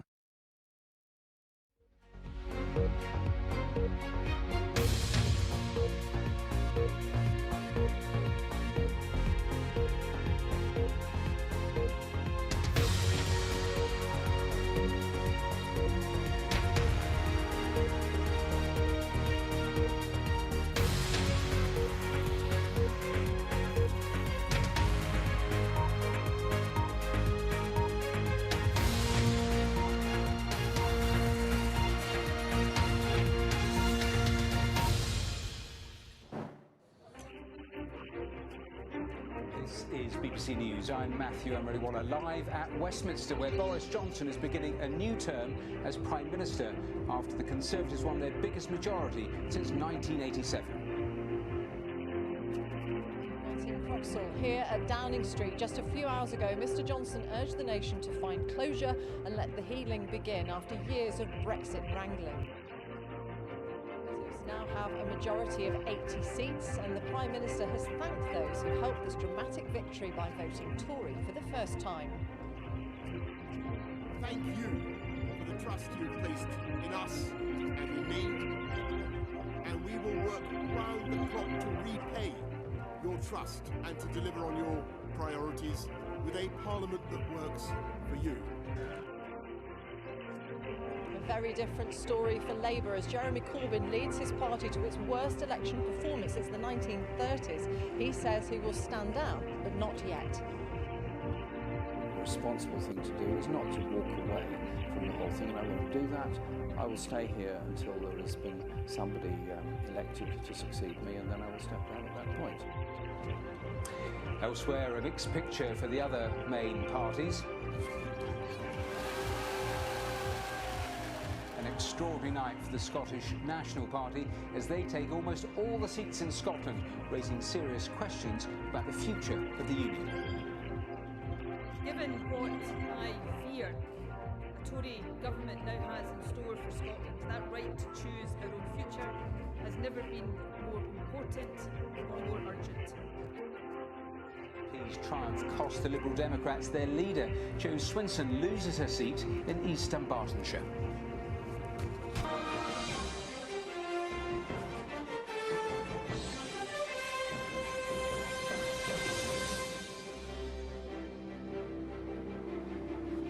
Hello and welcome to Westminster. Welcome to viewers here in the UK on the BBC News Channel and around the globe on BBC World News. The Conservative Party has secured an overwhelming win in the general election. The Prime Minister Boris Johnson now has a majority of 80, the largest since Margaret Thatcher in 1987.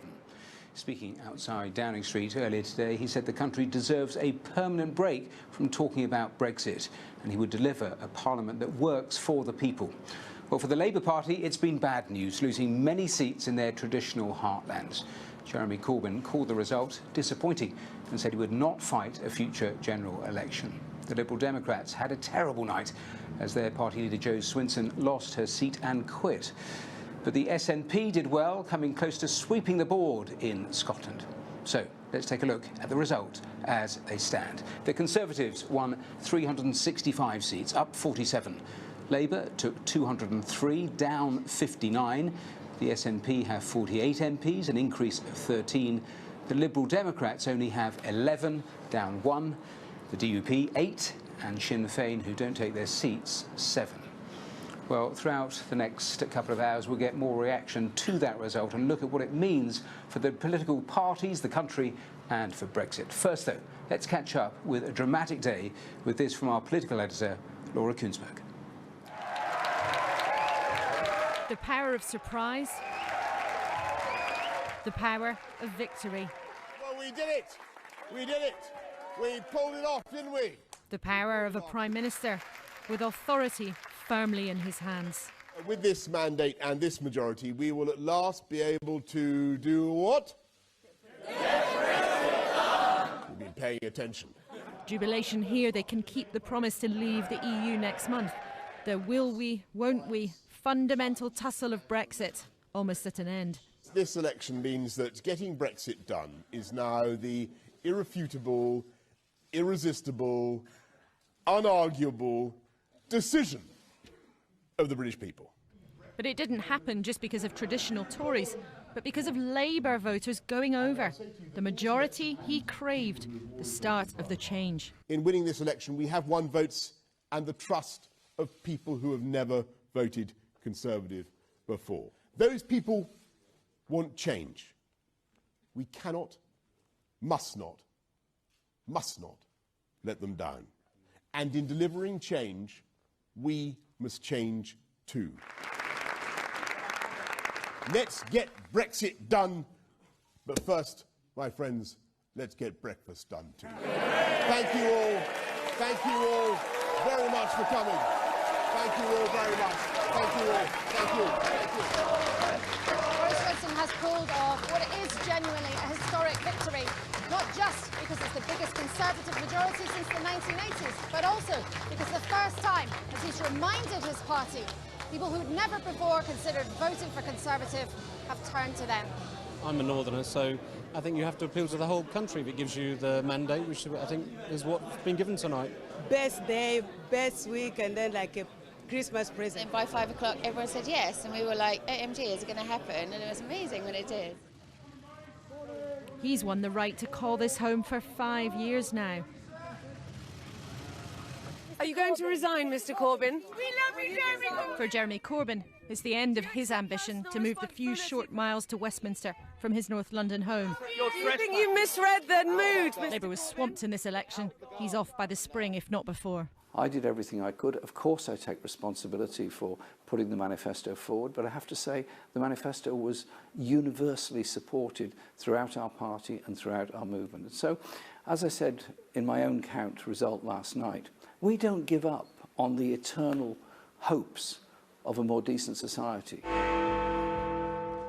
Our exit poll is suggesting that there will be a Conservative majority when From the start, it was obvious what might be coming.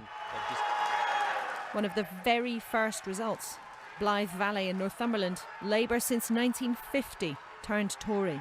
The new MP almost overwhelmed by the scale of that change. And I would like to thank Boris. And through the night, Labour's roots appeared to shrivel, whether in Yorkshire, the Midlands... I'm just sorry that we've let people down. ...or the North East. Seat after seat flipped red to blue. Jeremy Corbyn's hopes came crashing down.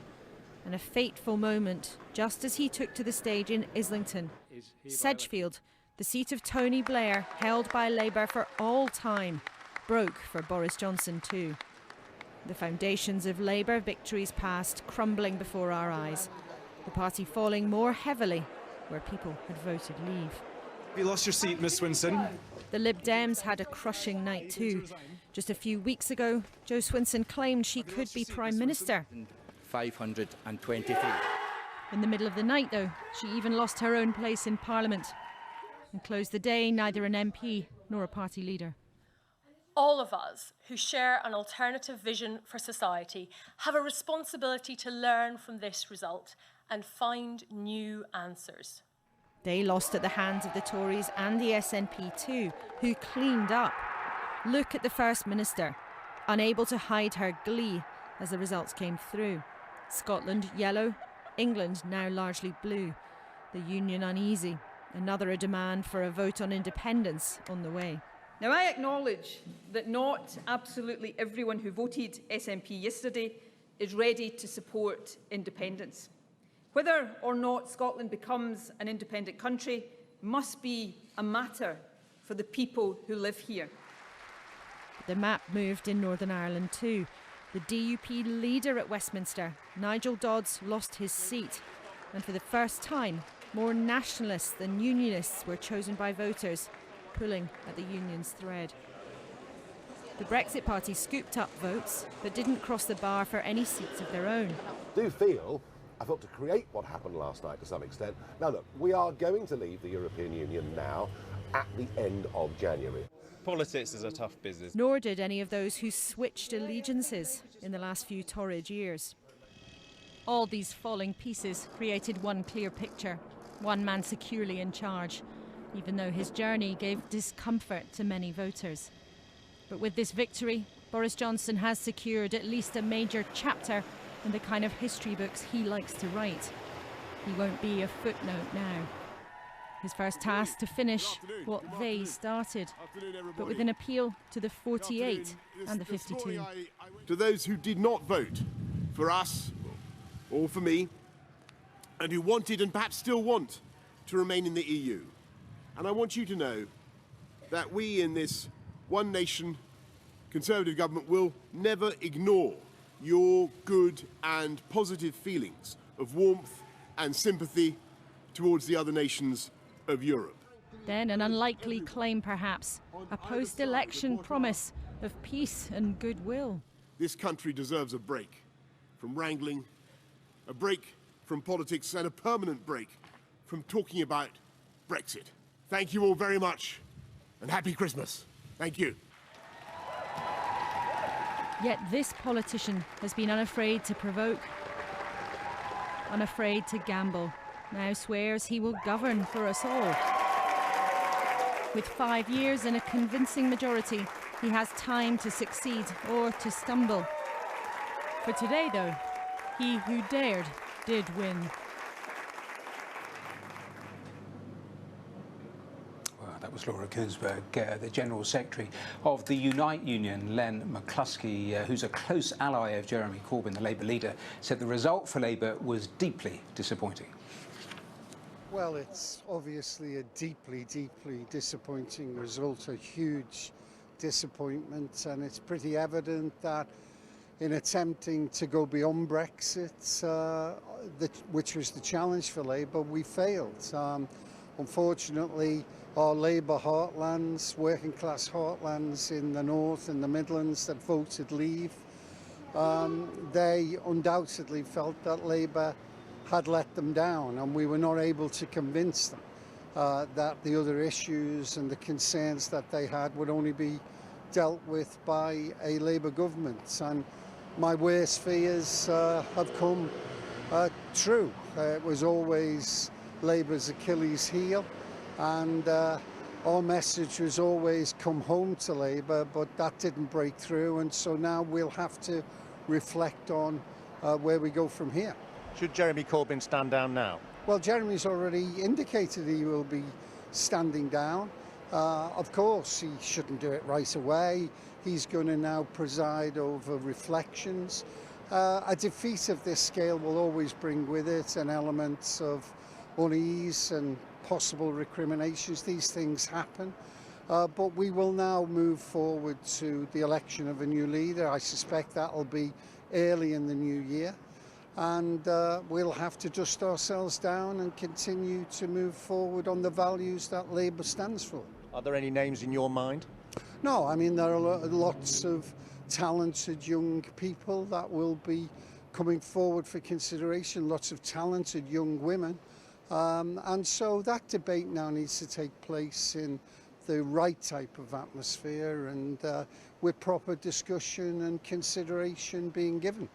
Don't you think the time has come for a more centrist Labour Party now? No, I mean, I think undoubtedly this whole result has been brought about by Brexit.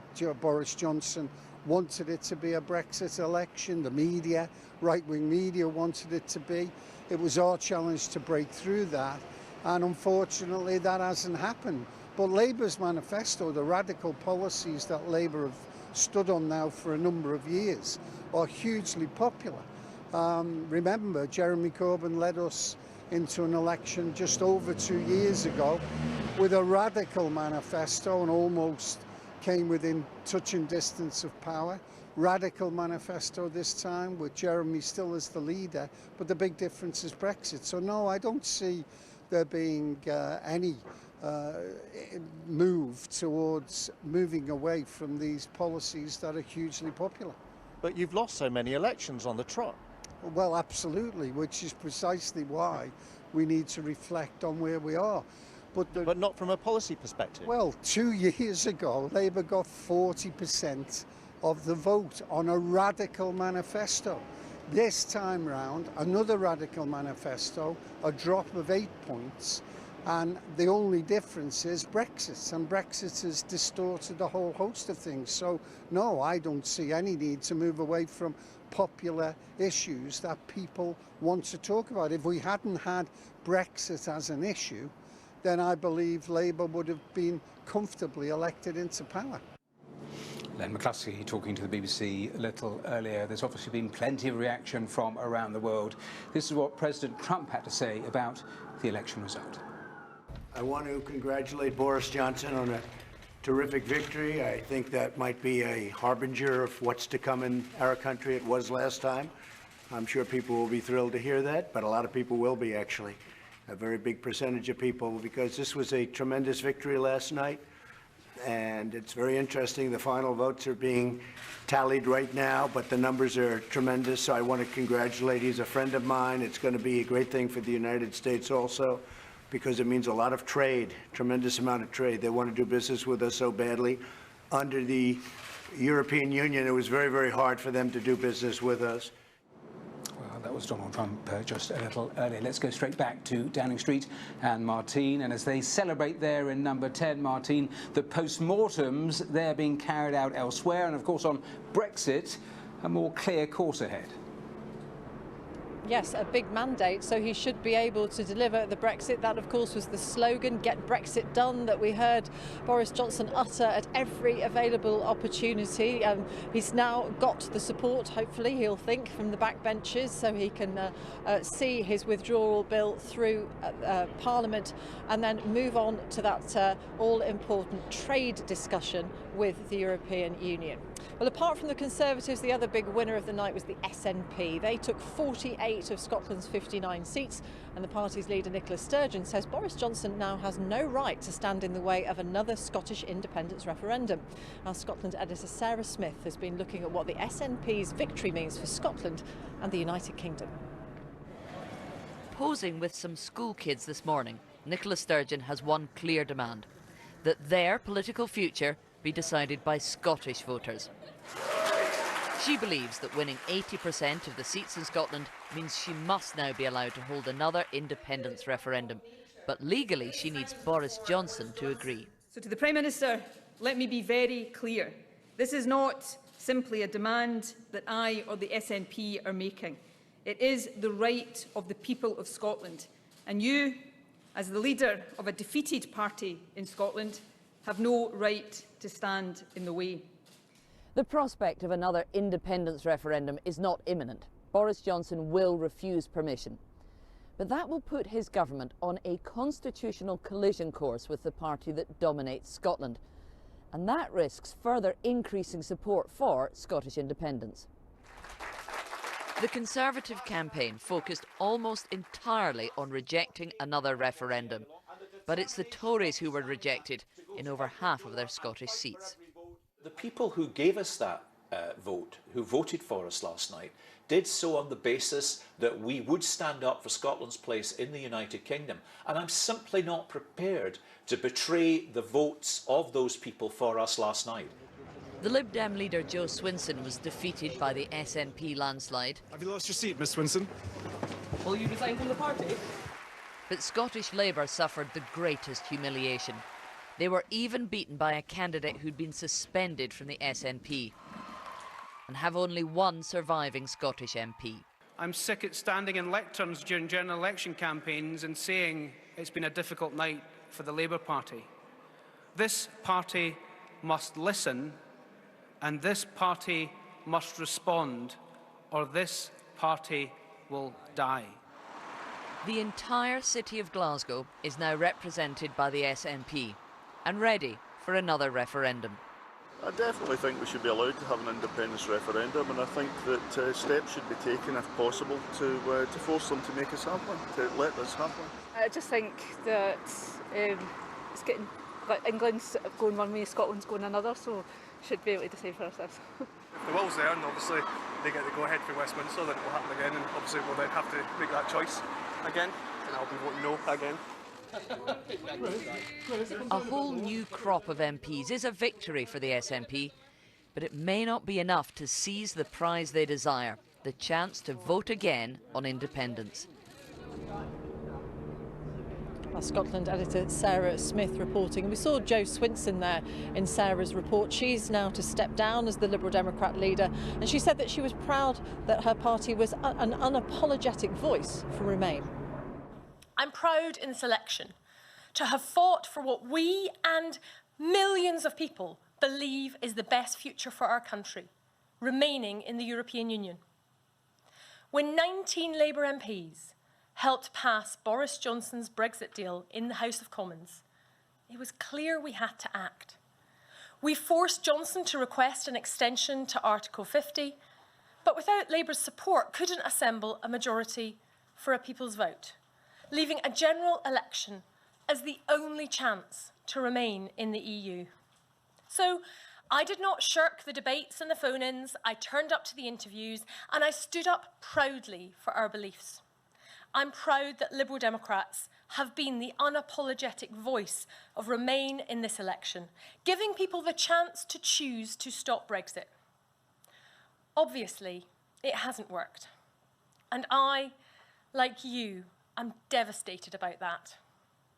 But I don't regret trying everything.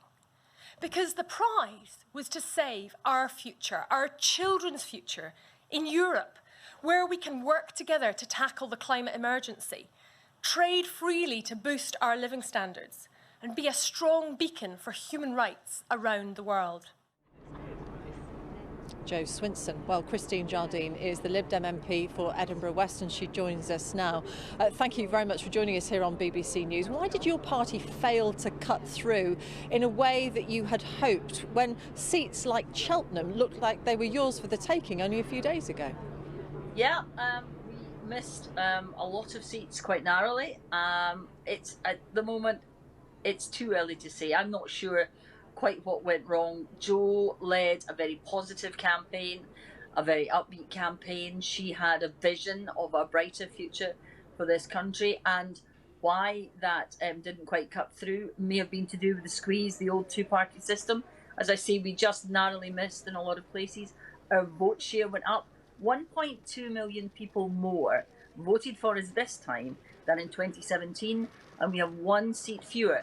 So I think maybe the lesson, the immediate lesson from this is that it's time that we did away with the old first past the post system and looked at a proper system of proportional representation, not just for the Liberal Democrats' benefit, but for the benefit of the country, so that people get the representation that they voted for, and not just the person who is most popular in their area, because everyone should have a voice and be represented.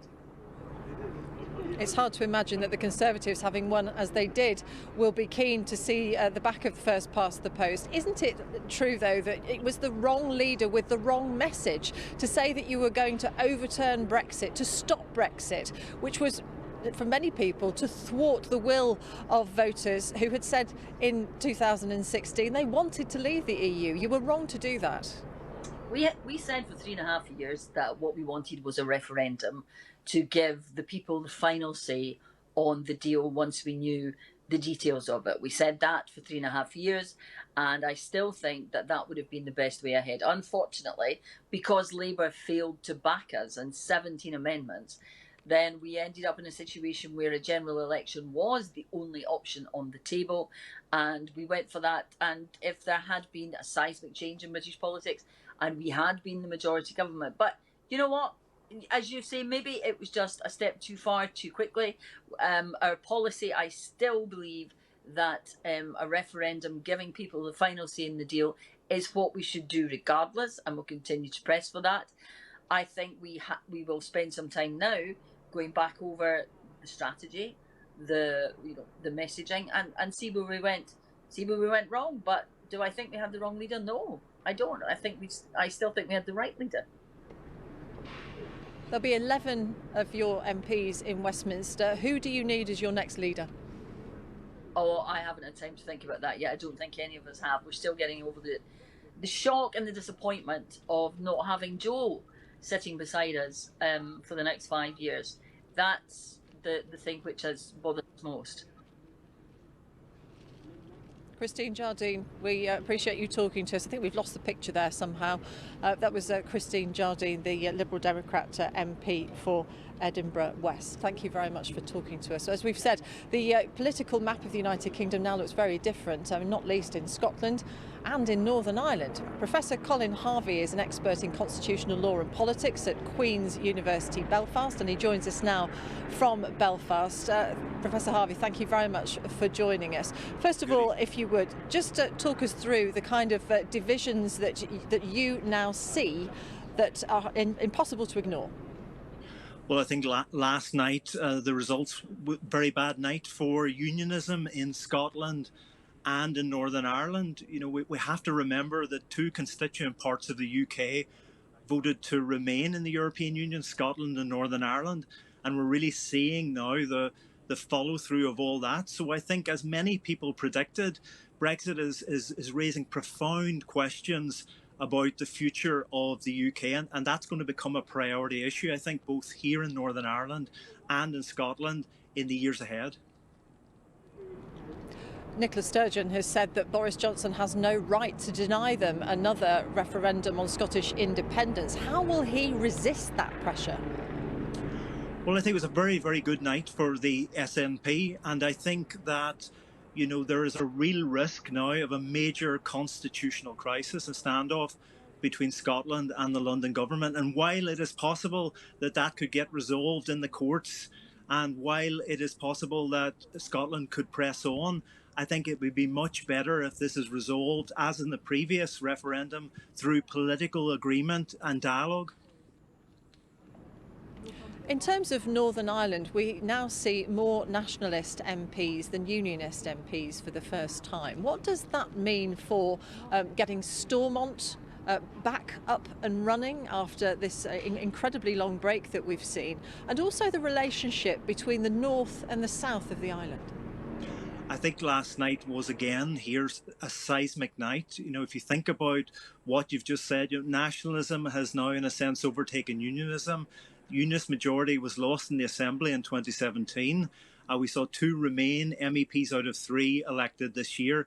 And now we see unionism lose its majority in relation to MPs returned from Northern Ireland. So really a seismic evening tonight. But I think next week there'll be negotiations starting on the restoration of the power sharing institutions. But I think the big picture and the big story from last night is there's really a growing conversation on this island about the constitutional future of this island. So I think, just like Scotland, in a sense, we're heading into a conversation here about referendums on both bits of this island about the constitutional future, north and south.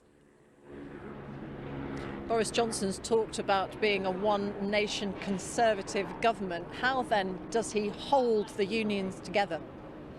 Well, I think Boris Johnson really has to wake up to the fact that the UK is a pluralist entity.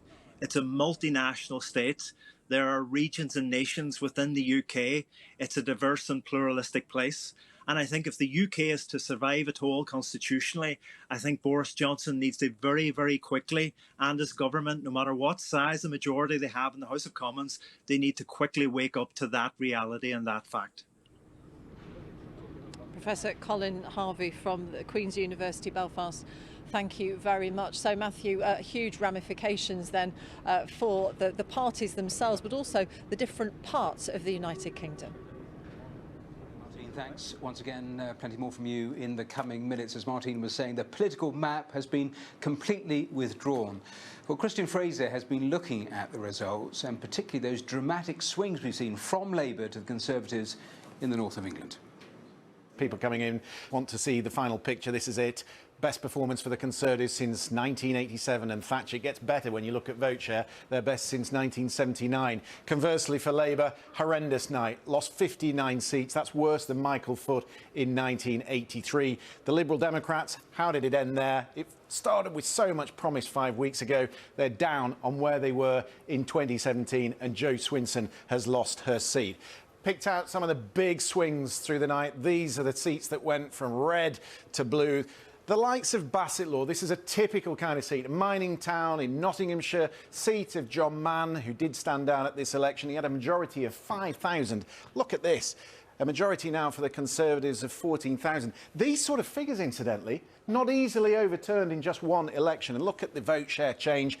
Labour collapsing down 25%. The swing enormous, quite extraordinary. Similar picture in Dudley North. Ian Austin, vote Conservative, he told them. Marco Longhi, former mayor of Walsall, now with a majority of 11,500. Again, a seat that's not going to go back to Labour anytime soon, you would have thought. Sedgefield, the former seat of Tony Blair, he had a 25,000 seat majority when he came, vote majority when he came to power in 1997, and now it is in the hands of the Conservatives with a 4,500 majority. And one final one, someone I met on the road, Laura Pidcock. She was in the spin rooms, the rising star in Labour. Even she has lost her seat. She had a fairly decent majority. Now it's gone to the Conservatives, and again, a big collapse in the Labour vote share, and you see the swing, 10%. Quite an extraordinary election, and a lot of thinking to do for Labour.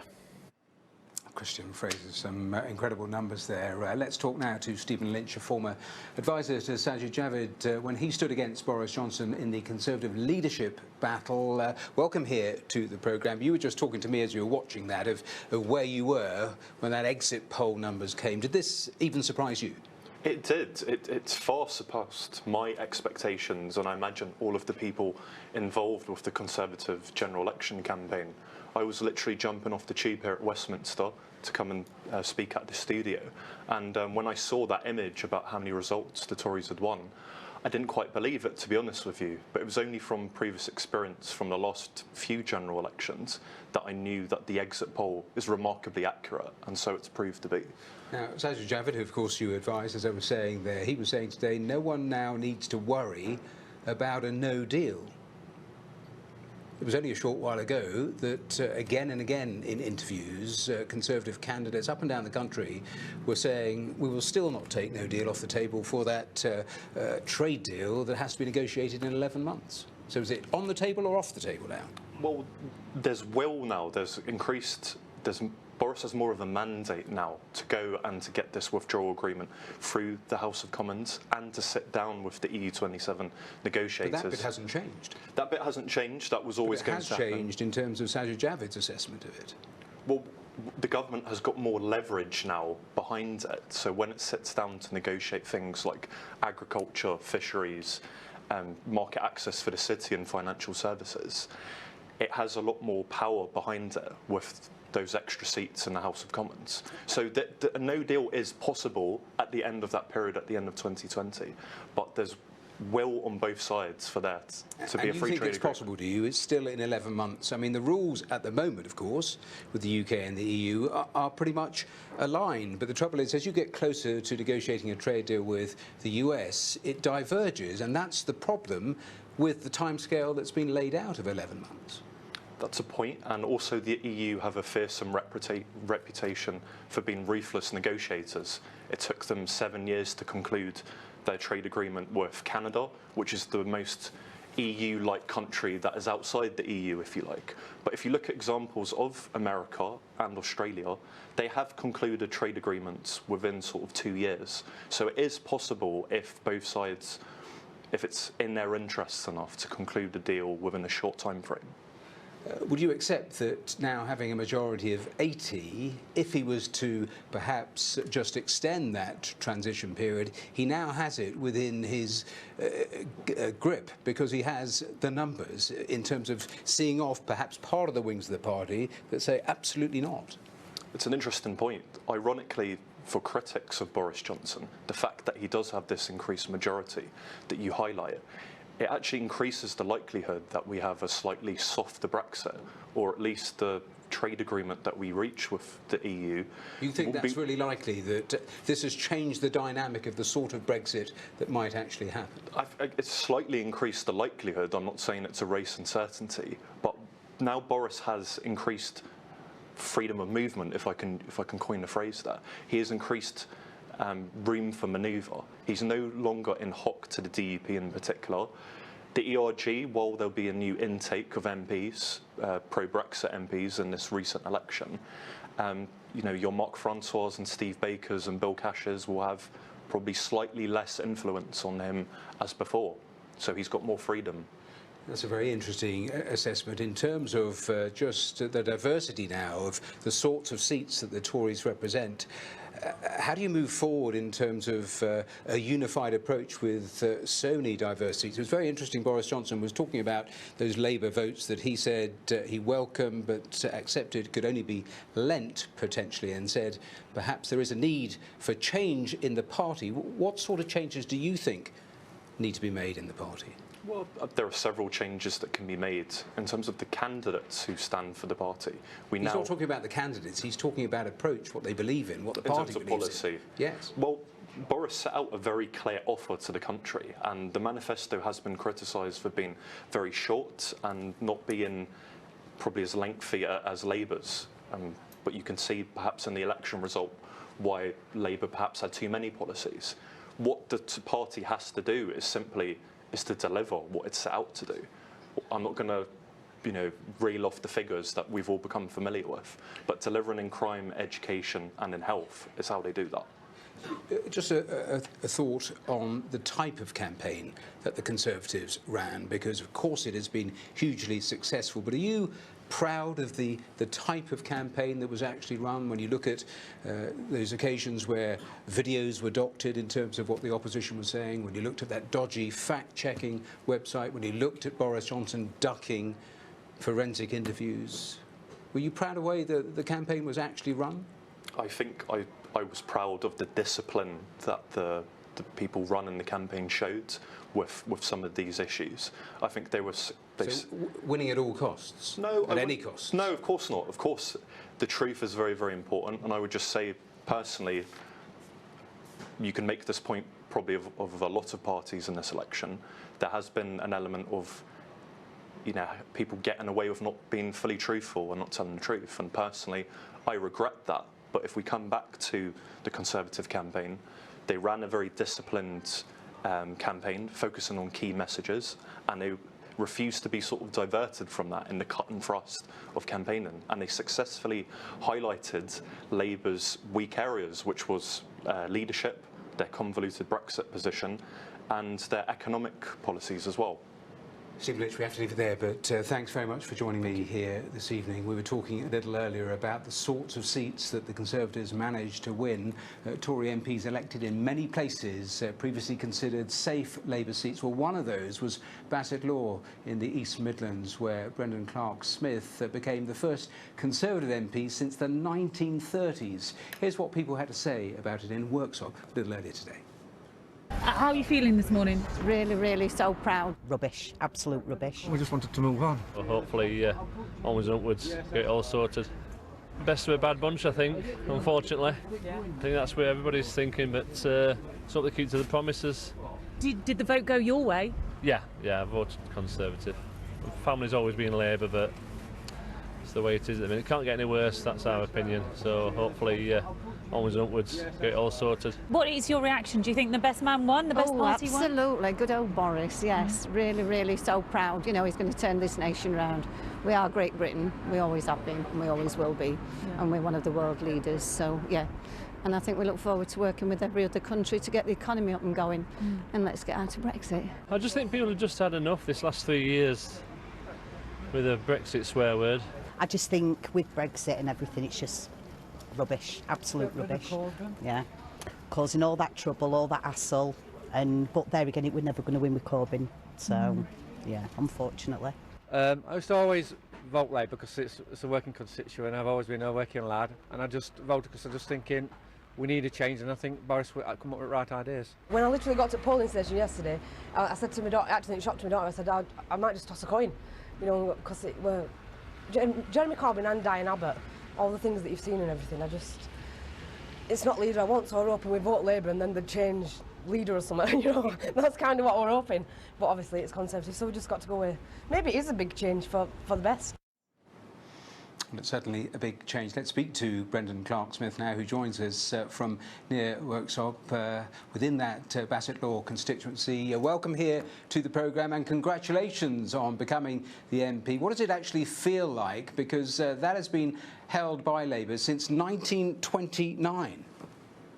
Well, thank you very much for inviting me on. Yes, it's still a bit of a shock. We expected that we were going to do well. The reaction on the doorstep has been absolutely incredible. The number of people, especially Labour supporters, switching to us for the first time. So we expect to do well here. But what we didn't expect was the actual size of the majority. And obviously, it's the biggest swing in the country as well. It was an 18% swing, which is staggering. I mean, was it obvious to you that that swing was happening in the weeks, in the days before the actual poll? And what would you say was the heart of the reason for it? Well, polling's always good, and you always take it with a bit of a pinch of salt, because it's always better when you ask them if they're voting for you or not. But what we found is that our polling held up in every single part of the constituency. We actually won every single council ward, and we swept it across the board. Obviously, Brexit played a big part in that, but it doesn't tell the whole story. And obviously, a 14,000 majority, there's a bit more than Brexit. And I think people were more concerned about a Jeremy Corbyn government. That was the message we were getting on the door. Even from traditional Labour voters in their 90s, they were looking at us for the first time. We also focused on a lot of local issues as well, and I think that was just as important to people as well. So we made sure that we were talking about the NHS, focusing on the local hospital, talking about more police officers, and about smartening our towns up and filling shops. Does that perhaps reflect also the change that Boris Johnson was talking about when he was talking about those Labour voters that had voted for the Conservatives for the first time? Do you think the party actually has to have a different outlook and approach going forward?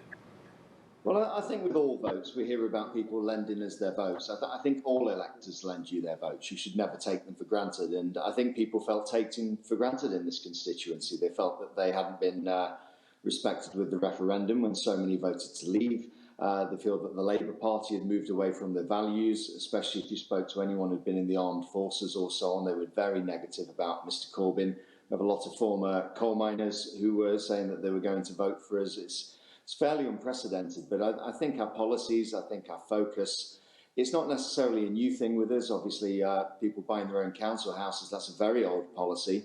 We've been looking at things now such as childcare policies, 30 hours that for free, that's helped working families, lowering the tax threshold. These are all things that go down very well with blue-collar workers, and I think this is why they're coming over to the Conservatives. We were just hearing there from people, and of course so many of those contributors talking about Brexit. You won't have to say get Brexit done virtually every other sentence in the coming days and weeks now, but it will be a shock for people if 2020 ends up being those same issues, those same questions being talked about by politicians when you're there at Westminster, as you will be. Yeah, I think having a majority changes everything, really. We had our hands tied pretty much with a hung parliament. I think Prime Minister did a tremendous job to get another deal when they said that they weren't going to renegotiate. And the great thing is that every Conservative candidate at this election has actually signed up to the Prime Minister's deal. So there's not going to be any surprises there. It's going to go through Parliament. We're going to get that done as soon as is possible, and certainly before the 31st of January. And I think that's going to put us in a really, really good negotiating position for the second part, which is, of course, the most important. Well, we shall see. Brendan Clark-Smith, thanks for taking time to speak to us here. Now let's head back to Martine and back to Downing Street. And Martine, a short while ago you were looking at Scotland. You're going to turn your attentions to Wales now, aren't you? Yes, very much so, Matthew, because Labour's heartlands in Wales weren't safe from the Conservatives' sweep to power, where they gained 6 seats. The Conservatives took seats that have been red for generations, like the industrial town of Bridgend, and they also overturned a recent Lib Dem by-election win in Brecon and Radnorshire. The town of Wrexham had until last night been in Labour hands since 1935, and it's from there that our correspondent Howard Griffiths reports on the results in Wales. Only £2 a bunch. Welcome to a town of first-time Tories. Wrexham has never returned a Conservative MP before. For most of a century it's stuck with Labour through thick and thin. Austerity bit hard here, but it's turned its back on the party and gone from red to blue. For Liam, it was all about delivering Brexit. Get it done. We should be an independent country. We should be moving forward, looking at different things. Onwards and upwards, I say. Others lacked faith in Labour's leader. For Pam, he was the reason she voted Tory. I really just didn't want Jeremy Corbyn to be our Prime Minister. I don't think there was a great deal to choose from, but I just didn't want him in as the Prime Minister. You'd rather Boris Johnson? Well, kind of, yeah. Wrexham is at the western edge of the so-called Red Wall. Labour seats targeted by the Tories. Irene Lewis was, until a few months ago, vice chair of the local Labour Party. But this time she lent her vote to Boris Johnson, and she'd consider doing it again. If the policies of the Conservatives are more in line with my thinking, then I will vote for them. It may not be a one-off. It may not be a one-off, no. This wasn't a Tory takeover. Labour remains the largest party in Wales, but it's been humbled, losing votes on Brexit, not connecting through its leader, and vitally failing to persuade voters here on its record after 20 years of running public services in Wales. There was little festive cheer for the other parties either. The Lib Dems lost their only Welsh seat. Plaid Cymru held their 4. But it will be the Conservatives who feel that Christmas has come early. Howell Griffith, BBC News, Wrexham. Well, let's look a little more at the picture across Wales. We can speak now to Sian Jones, a former advisor to the Conservative Chancellor Philip Hammond. She's in our Cardiff studio. Thank you very much for joining us here on BBC News. The Conservatives had their best night in Wales since the early 1980s. How much did Brexit have to do with that? Well, I think it clearly was a huge factor. I mean, I think it's just that feeling of paralysis of not being able to move on. I think that was playing, just as strongly in Wales as everywhere else. But I also think it was a lot to do with Jeremy Corbyn not getting, good feedback on the doorstep. And I think also as well, the signalling by Boris Johnson that he was going to be potentially loosening the purse strings on public spending a little bit also made the Conservatives' electoral offer quite a lot more appealing in Wales. Labour still do have their red wall in parts of Wales, don't they? How then does the party try to make use of that in future and not let the rot set in any further? Well, it's an interesting one. I mean, I think obviously the Labour Party have got a lot of challenges now coming into the next set of Welsh Assembly elections in 2021, and I think particularly Mark Drakeford will be looking now very closely at his strategy and how he wants to move forward, because he's been seen as being very closely aligned to Jeremy Corbyn in a way that his predecessor, Carwyn Jones, of course, wasn't. And we always had this talk of clear red water between Welsh Labour and the National Labour Party, which hasn't really been the case during this election. And I think Mark Drakeford and Welsh Labour were largely invisible during this campaign, and I think perhaps that hasn't paid off for them. So I think they're going to have to re-examine their strategy quite carefully moving forward now. Whereas for the Conservatives now, I think it's going to be able to sort of put in that groundwork on those constituencies that they've gained in the North East, because the majorities that they've won are, well, they're creditable, they're not huge, and therefore they are potentially overturnable with a dynamic new Labour leadership. So they will be looking to try and shore those up as much as they can now in the next couple of years. Why was this general election so terrible in Wales for the Liberal Democrats? Well, I think Brexit had a great deal to do with it. I mean, I think particularly in Brecon and Radnorshire, which is obviously, it's a Brexit-supporting part of Wales, and I think that really the Lib Dems' rather uncompromising and some might say quite undemocratic stance on wanting to just simply abandon Brexit altogether did not go down very well at all. And so the Lib Dems did not make any inroads in their target seats. They were, I think, hoping to have a crack at Montgomeryshire, but they didn't really get anywhere there. And of course, they were very much hoping to take back Ceredigion in West Wales, which has always been a Plaid Lib Dem marginal, but really, in fact, Plaid ended up increasing their majority quite substantially. So it really was a very bad night for them. And why did Plaid Cymru not cut through as they would have hoped? Well, I think it's always going to be a difficult election for Plaid, a national general election, because obviously they're not going to get the exposure that the other parties are going to get. I think as well, potentially their Brexit message was not necessarily in line with the national sentiment. They were part of this Remain alliance with the Lib Dems and the Greens that didn't really make any progress. I mean, I think they will be generally not too unhappy that they've managed to shore up Ceredigion and Arfon, which are both very ultra-marginal seats, and they've held on to Carmarthen East as well. But I think they will be very disappointed that they weren't able to cut through in Ynys Môn, which has always been a long-held target of theirs. And in fact, the Conservative candidate, who was only selected on the very last day of nominations, was able to take the seat without actually having nurtured that seat at all. So I think they will be having, doing some hard thinking, I think, over the next few weeks. Quite a lot of people in Scotland, Northern Ireland, reassessing their place in the United Kingdom, in the Union. What sort of movement is there in Wales that might mean that there are people there who want to reassess too?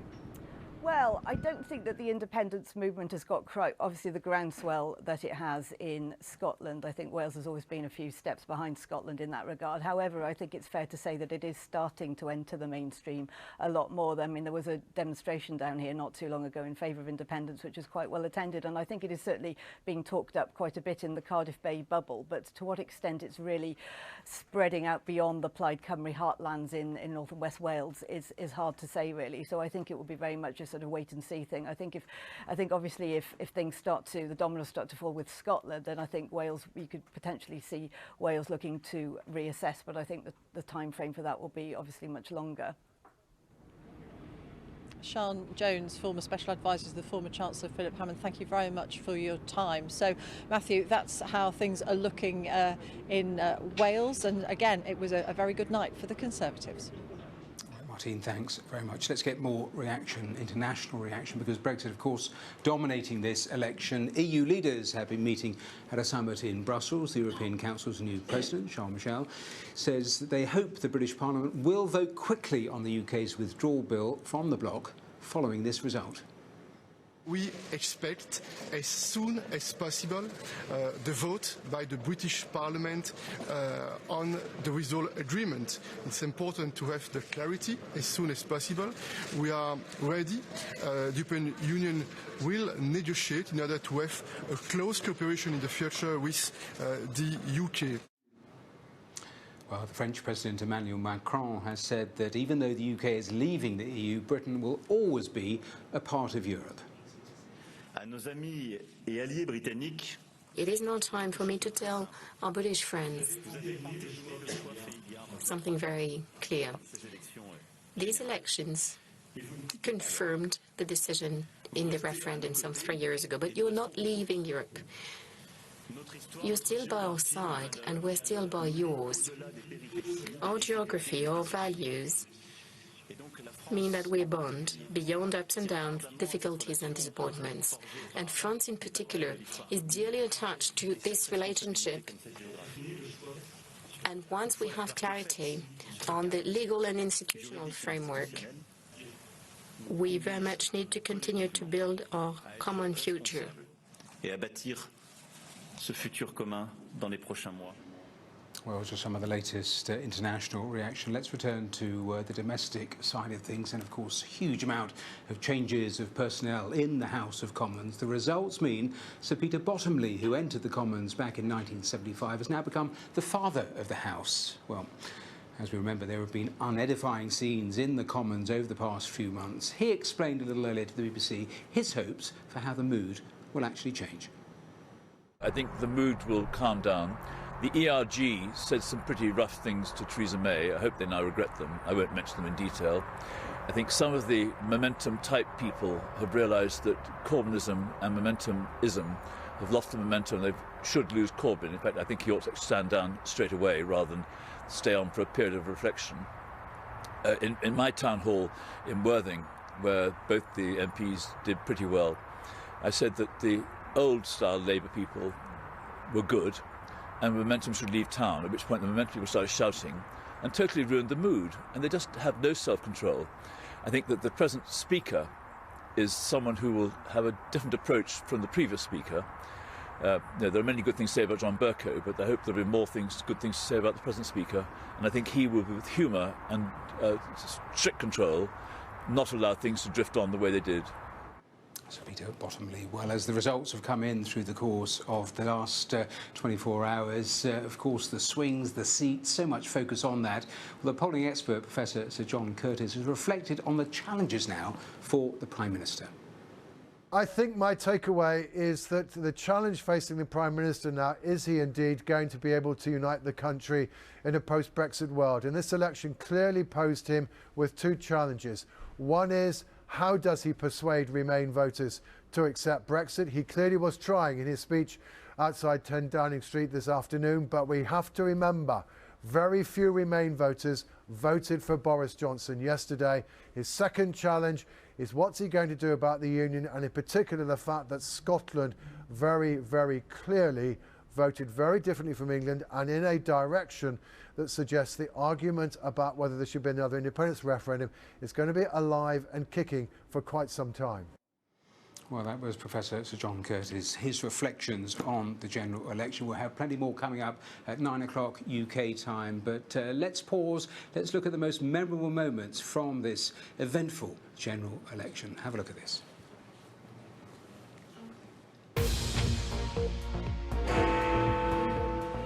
Our exit poll is suggesting that there will be a Conservative majority. At this stage, it does look as though this One Nation Conservative government has been given a powerful new mandate.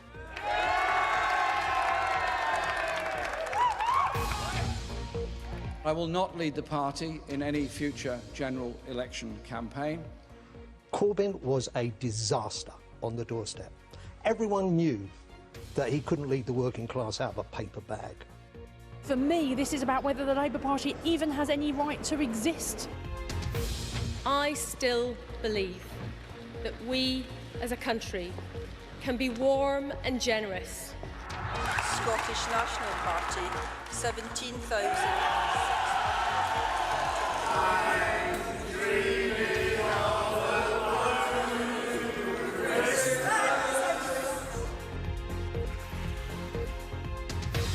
Afternoon, everybody. I say thank you for the trust you have placed in us and in me. I urge everyone to find closure and to let the healing begin. And happy Christmas.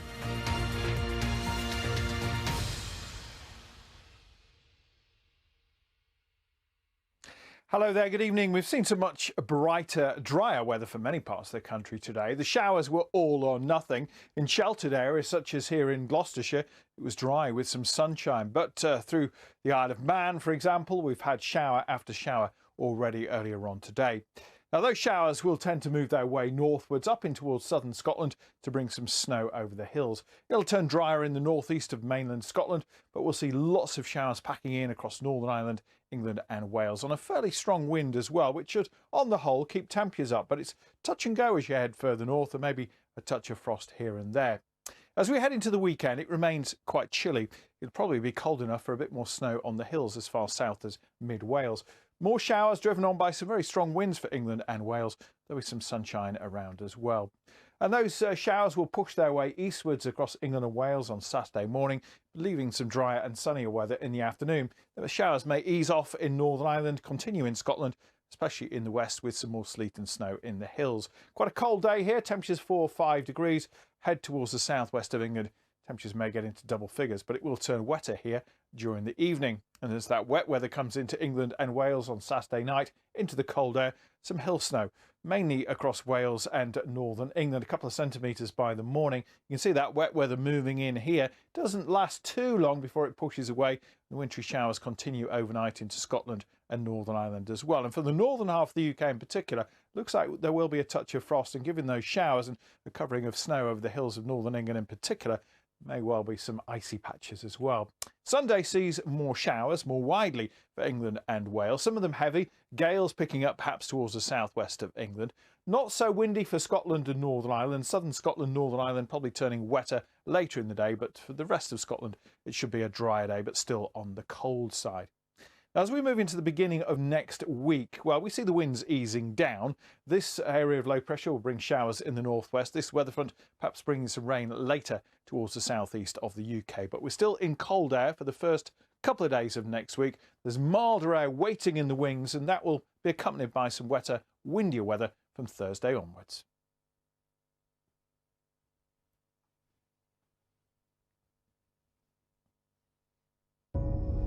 One day, after 3,000 years of waiting, a raindrop rose from the sea. It flew across the sky for miles, among other similar raindrops. But this one would not fall unnoticed or trickle into insignificance. This raindrop came to you, and you were ready for it. To know what's coming, check the BBC weather.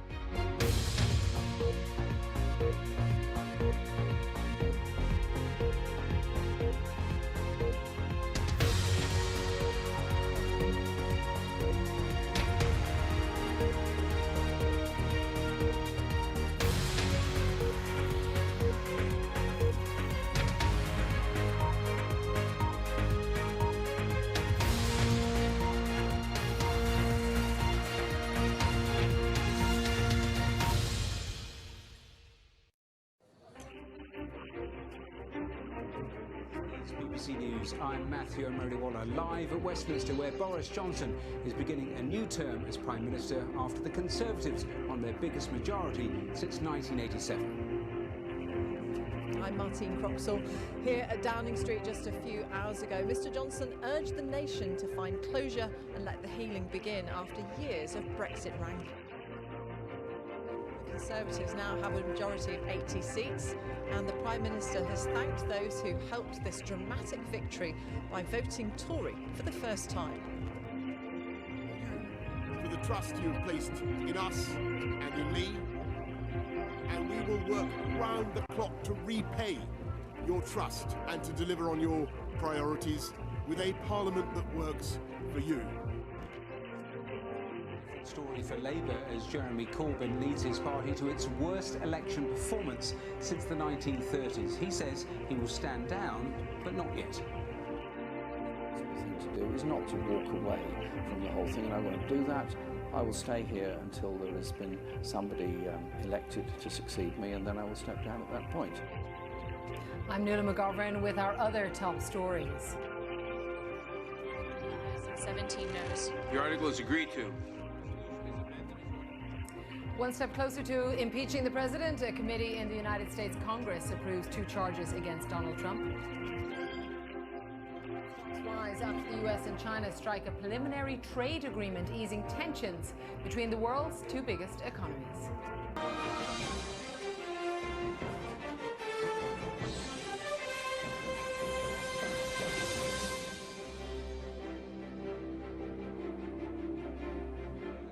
Welcome from Westminster, the heart of British politics, from where Boris Johnson has promised to repay the trust of voters after leaving the Conservatives to an extraordinary election victory. The party won an 80-seat Commons majority, its biggest since 1987. The Prime Minister said he hoped his victory would bring closure to the Brexit debate and let the healing begin. It was a very different night for the main opposition. It was the Labour Party's worst performance since the 1930s. Jeremy Corbyn said that he would not contest another general election as leader, but he hasn't stood down yet, despite calls for him to do so. The Liberal Democrats had a terrible night too. Their leader, Jo Swinson, lost her seat. In Scotland, the SNP made major gains, winning 48 of the 59 seats available. Well, it was a night that saw the electoral map redrawn. With all seats declared, this is the state of the parties. The Conservatives have won 365 seats, Labour 203, the Scottish National Party 48, the Liberal Democrats 11, the DUP 8, and other parties 15. Let's have a look at a map showing the spread of the parties at the last election back in 2017. And this is how the map looks now, showing the Conservatives have gained 47 seats, Labour have lost 59, the SNP gained 13, and the Liberal Democrats lost 1. Well, we'll have reaction from across the UK and around the world, and we'll be hearing from the voters who helped change the political picture so dramatically and asking what the future now holds. Our political editor Laura Koonsberg begins our coverage. Her report contains flash photography. The power of surprise, the power of victory. Well, we did it! We did it! We pulled it off, didn't we? The power of a Prime Minister with authority firmly in his hands. With this mandate and this majority, we will at last be able to do what? We've been paying attention.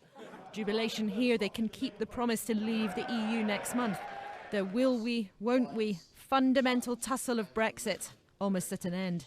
This election means that getting Brexit done is now the irrefutable, irresistible, unarguable decision of the British people. But it didn't happen just because of traditional Tories, but because of Labour voters going over. The majority he craved, the start of the change. In winning this election, we have won votes and the trust of people who have never voted Conservative before. Those people want change. We cannot, must not let them down. And in delivering change, we must change too. Let's get Brexit done, but first, my friends, let's get breakfast done too. Thank you all very much for coming. Thank you all very much. Thank you all. Thank you. Thank you.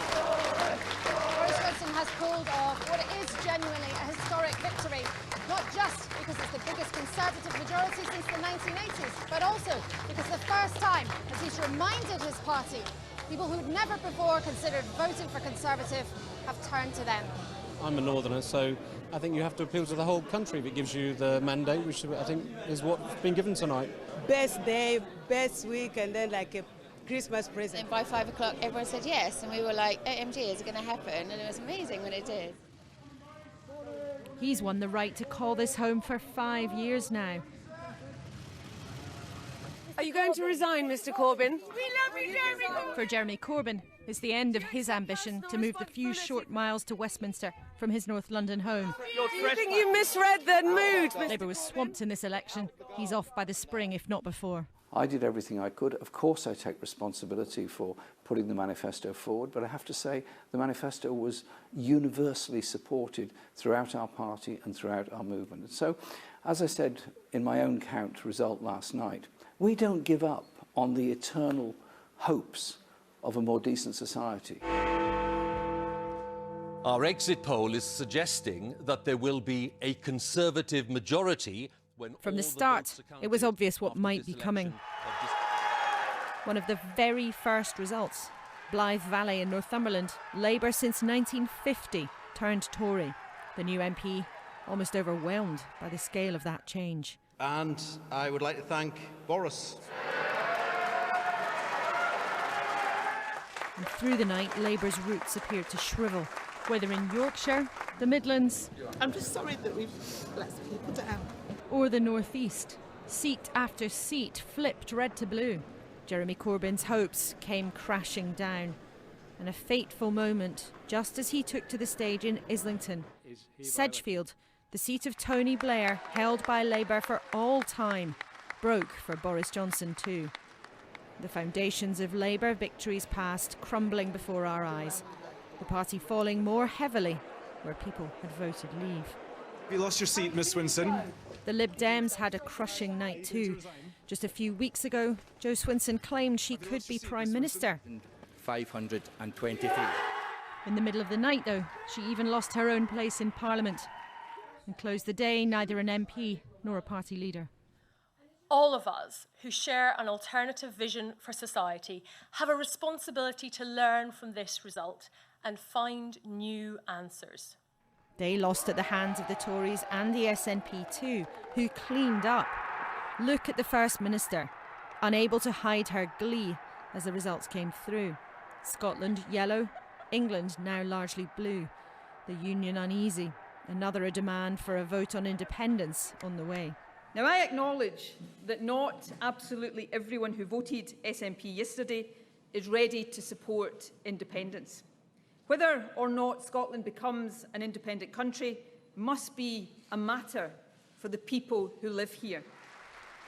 The map moved in Northern Ireland too. The DUP leader at Westminster, Nigel Dodds, lost his seat. And for the first time, more nationalists than unionists were chosen by voters, pulling at the union's thread.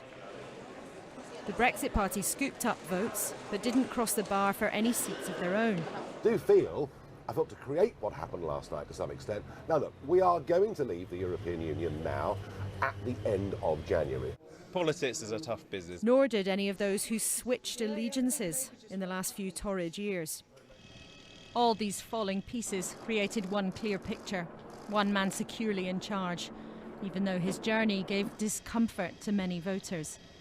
But with this victory, Boris Johnson has secured at least a major chapter in the kind of history books he likes to write. He won't be a footnote now.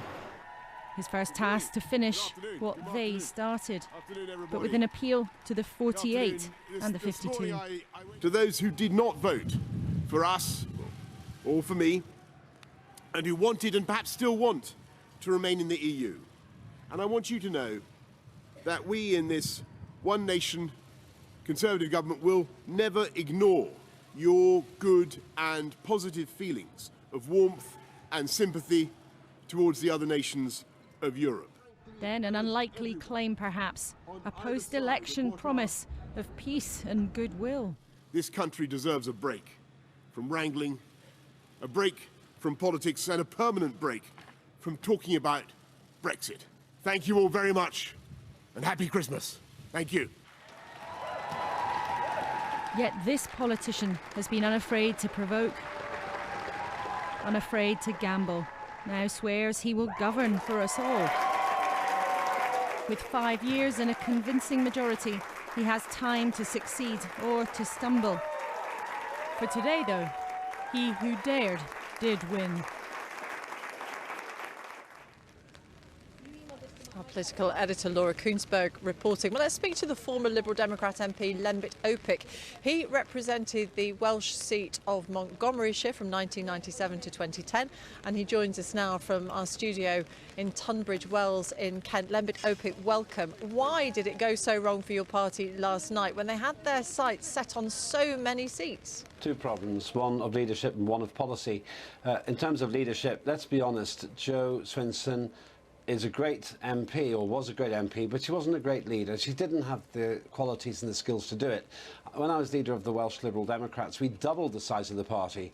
She's managed to reduce the size of the party, including by her own seat.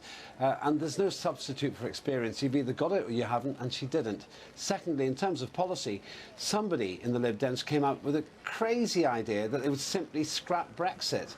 Now, that's not even slightly democratic. That would be like me going back to Montgomeryshire, my old seat, and saying, well, actually, I've changed my mind. I'm just going to carry on being the MP, even though I marginally lost the seat. That's not democratic. Lots of Remainers weren't happy with that either, and it just wasn't credible. Add those two things together with some very, very poor campaigning decisions, and the result was 11 MPs.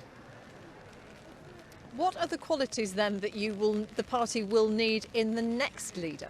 Three things. First of all, a very clear Liberal Democrat narrative. I think that was to some extent missing with Jo, and I'm sad to say it, but it's been said privately anyway. Number two, there has to be an ability to really reach out and communicate in a way which has got more gravitas than what we saw with Jo. And thirdly, the ability to build a team. One of the defeated candidates described the Jo Swinson cabal as living in the metropolitan bubble, and he said the whole mess was avoidable. I happen to agree with you. Now, I've got some form on this. I wrote a book about Nick Clegg warning that he would wreck the party. I was ostracised and ignored. Turned out I was right. I warned about a month ago that Jo Swinson would lose her seat if she didn't focus on what I called the home fires of Dumbartonshire East. I was ignored. Once again, the result is obvious. The hope I've got now is that people might start listening to somebody with 33 years experience in politics and begin to take a cold, hard look at what the Liberal Democrat core vote actually is and rebuild from that. And we've got to be honest and not pull any punches about what went wrong and what we can put right and who should be the next leader. I've even got views on that. One of the Liberal, I'll come to that in a second if I may, but one Liberal Democrat MP, Layla Moran, has told the BBC that Jeremy Corbyn must carry some blame for the poor showing by the Liberal Democrats, because she said in the run-up to the election, Conservatives who'd previously said that they would vote for the Liberal Democrats said no, because if I vote for Liberal Democrat, we'll end up with Jeremy Corbyn, and we can't face that. Why do political parties want to lay the blame at others and refuse to take responsibility for their own failings? Because it's human nature. Layla Moran said that on Any Questions, and I suppose she's still in slightly defensive mode. She's in a condition where she won, Jo Swinson lost, and I suppose she's just being gentle. That's human nature. But it's not right to blame other parties. Layla Moran is a very, very gifted politician, and I think privately she'd recognise we can't expect any other party to pull the Liberal Democrats out of a hole that the Liberal Democrats have dug for themselves. That has to come from inside. Otherwise, you're just throwing the fortunes of your own party in the hands of somebody else, and that's just ridiculous. Very briefly, we can't leave everybody hanging. In a name, who would you pick as leader? Layla Moran. She has always struck me as the most promising in the current batch. She's got the charisma, she has a narrative, quite a libertarian narrative, and I think she's got the capacity to be a team builder. I've been ignored in the past. Twice I was right. Maybe this time the Liberal Democrats might listen to someone who's got a track record of giving good advice. If not, then, in the words of Friedrich Nietzsche, the philosopher, those who ignore the lessons of history are doomed to relive them. Always need a bit of philosophy. Lembit Opik, thank you very much for talking to us. Thank Matthew, you. it's all yours. Thanks very much. Now, the Labour leader Jeremy Corbyn said that despite the party's crushing defeat, he was proud of its manifesto and defended his record in charge of the party. He said he would stand down after what he called a period of reflection, although some of his MPs have called on him to resign immediately. Our deputy political editor John Pienaar looks now at Labour's future, and there are flashing images in his report. Here comes the leader, and there goes the leader. After last night, the media was keen to catch Jeremy Corbyn's thoughts in defeat. One cameraman who took a nasty tumble especially. You're going to say sorry? What about all the MPs who've lost their seats? A lot keener anyway than he was to talk to them. It was a car crash, Labour's election, and this trip didn't go too well either. Now Mr Corbyn's not rushing the next leader's election. What I hope is there will be a period when we can have a good discussion within the party, and I think that's healthy and that's to be very welcome. And I hope those that were inspired by our manifesto will actually join the party and take part in that discussion. And it's up to them to set a programme for when an election will take place. It'll be in the early part of next year. Jeremy Corbyn didn't put it like this, but he failed badly. And now he and his team are looking for someone they'd like to carry on what they've always described as the socialist struggle. There's no clear sign who that person might be, so they want time to plan and prepare for the succession. Labour's hurt won't heal quickly. Remainers and Leavers blaming each other, or the leader for pleasing no one. Centrists raged at devoted Corbyn followers for turning off traditional supporters. Corbyn was a disaster on the doorstep. Everyone knew that he couldn't lead the working class out of a paper bag. The party's splitting ahead of a New Year leadership contest. Those who embraced politics the Corbyn way and blamed Brexit for defeat, and those who say Labour and its leader got it wrong. I feel sorry for all those constituents up and down the country and all four corners of this country that need a Labour government and have been badly let down by the Labour Party, and we've delivered a hard-right Conservative government with the worst Conservative Prime Minister in history, and I think we should all reflect on that. Unfortunately, our Labour heartlands, working class heartlands in the North and the Midlands that voted Leave, they undoubtedly felt that Labour had let them down. So who could join the race to lead Labour? There's Rebecca Long-Bailey, but does she want the job? Angela Rayner's been mentioned, perhaps as deputy leader though. Keir Starmer's a heavyweight, a centre-ground pro-European, which could put some off. Emily Thornberry's a strong performer and looks ambitious. Then Lisa Nandy's young, left-leaning, looks like another contender. And Jess Phillips, outspoken, combative, maybe the wild card of the contest. Jeremy Corbyn's heading for a quieter life. To his admirers, an heroic loser. To critics, the man who consigned Labour to a fourth term out of office. They'll all be fighting over Labour's future before Jeremy Corbyn's even out of sight. John Pienaar, BBC News. Well, Martine and I will be back with more reaction from across the UK and around the world shortly. But for a look at the day's other news, let's go back to Nuala. Thanks very much, Matthew and Martine. Well, we move from Westminster to Washington, D.C., where Democrats in Congress have voted to approve articles of impeachment against President Trump. The charges by the House Judiciary Committee accuse Mr. Trump of abusing his power by trying to obstruct Congress in his dealings with Ukraine. It clears the way for a full vote in the House of Representatives that would be next week on whether to impeach the president. Republicans called it a complete waste of time. The committee chairman, that's Democrat Gerald Nadler, said it was a historic and somber moment. Today is a solemn and sad day. For the third time in a little over a century and a half, the House Judiciary Committee has voted articles of impeachment against the President for abuse of power and obstruction of Congress. The House will act expeditiously. Thank you. Well, President Trump denies any wrongdoing, and during a news conference in the Oval Office with the president of Paraguay that he was hosting, Mr. Trump gave this reaction. It's a witch hunt, it's a sham, it's a hoax. Nothing was done wrong.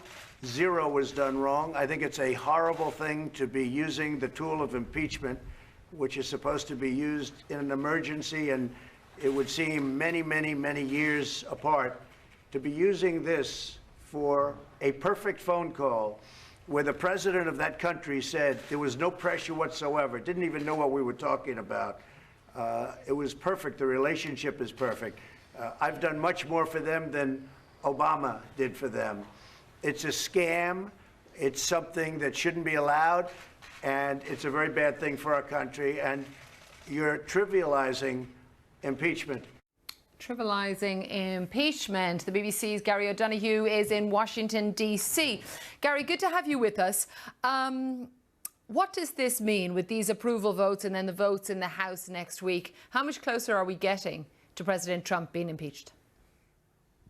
Well, I think if you were climbing a flight of stairs and you were at the bottom when this whole thing started, we are now one step from the top of the president being impeached. I mean, next week, probably Wednesday, we will have a debate and two votes on these impeachment clauses, and the House will most likely pass them. And at that point, the president gets impeached.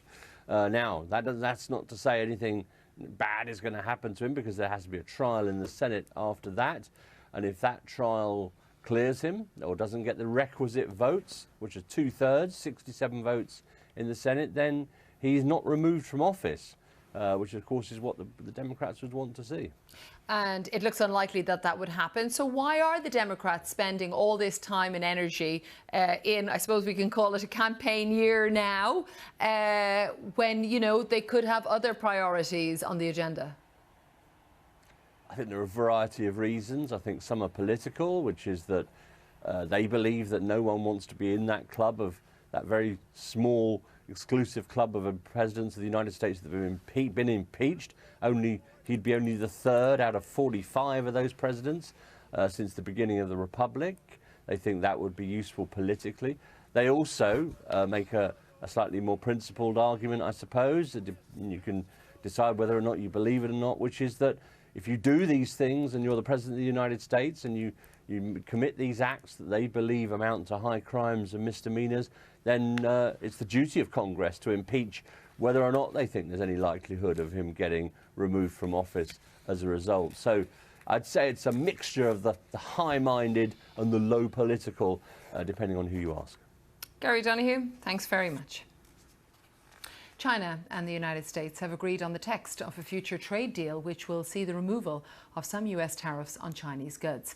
Now, the agreement represents the first step in diffusing the trade war between Washington and Beijing. US President Donald Trump has agreed to remove some of those tariffs on goods should Beijing buy more American products. So, speaking to reporters at the White House, Mr. Trump said that China has already accelerated its purchase of US goods.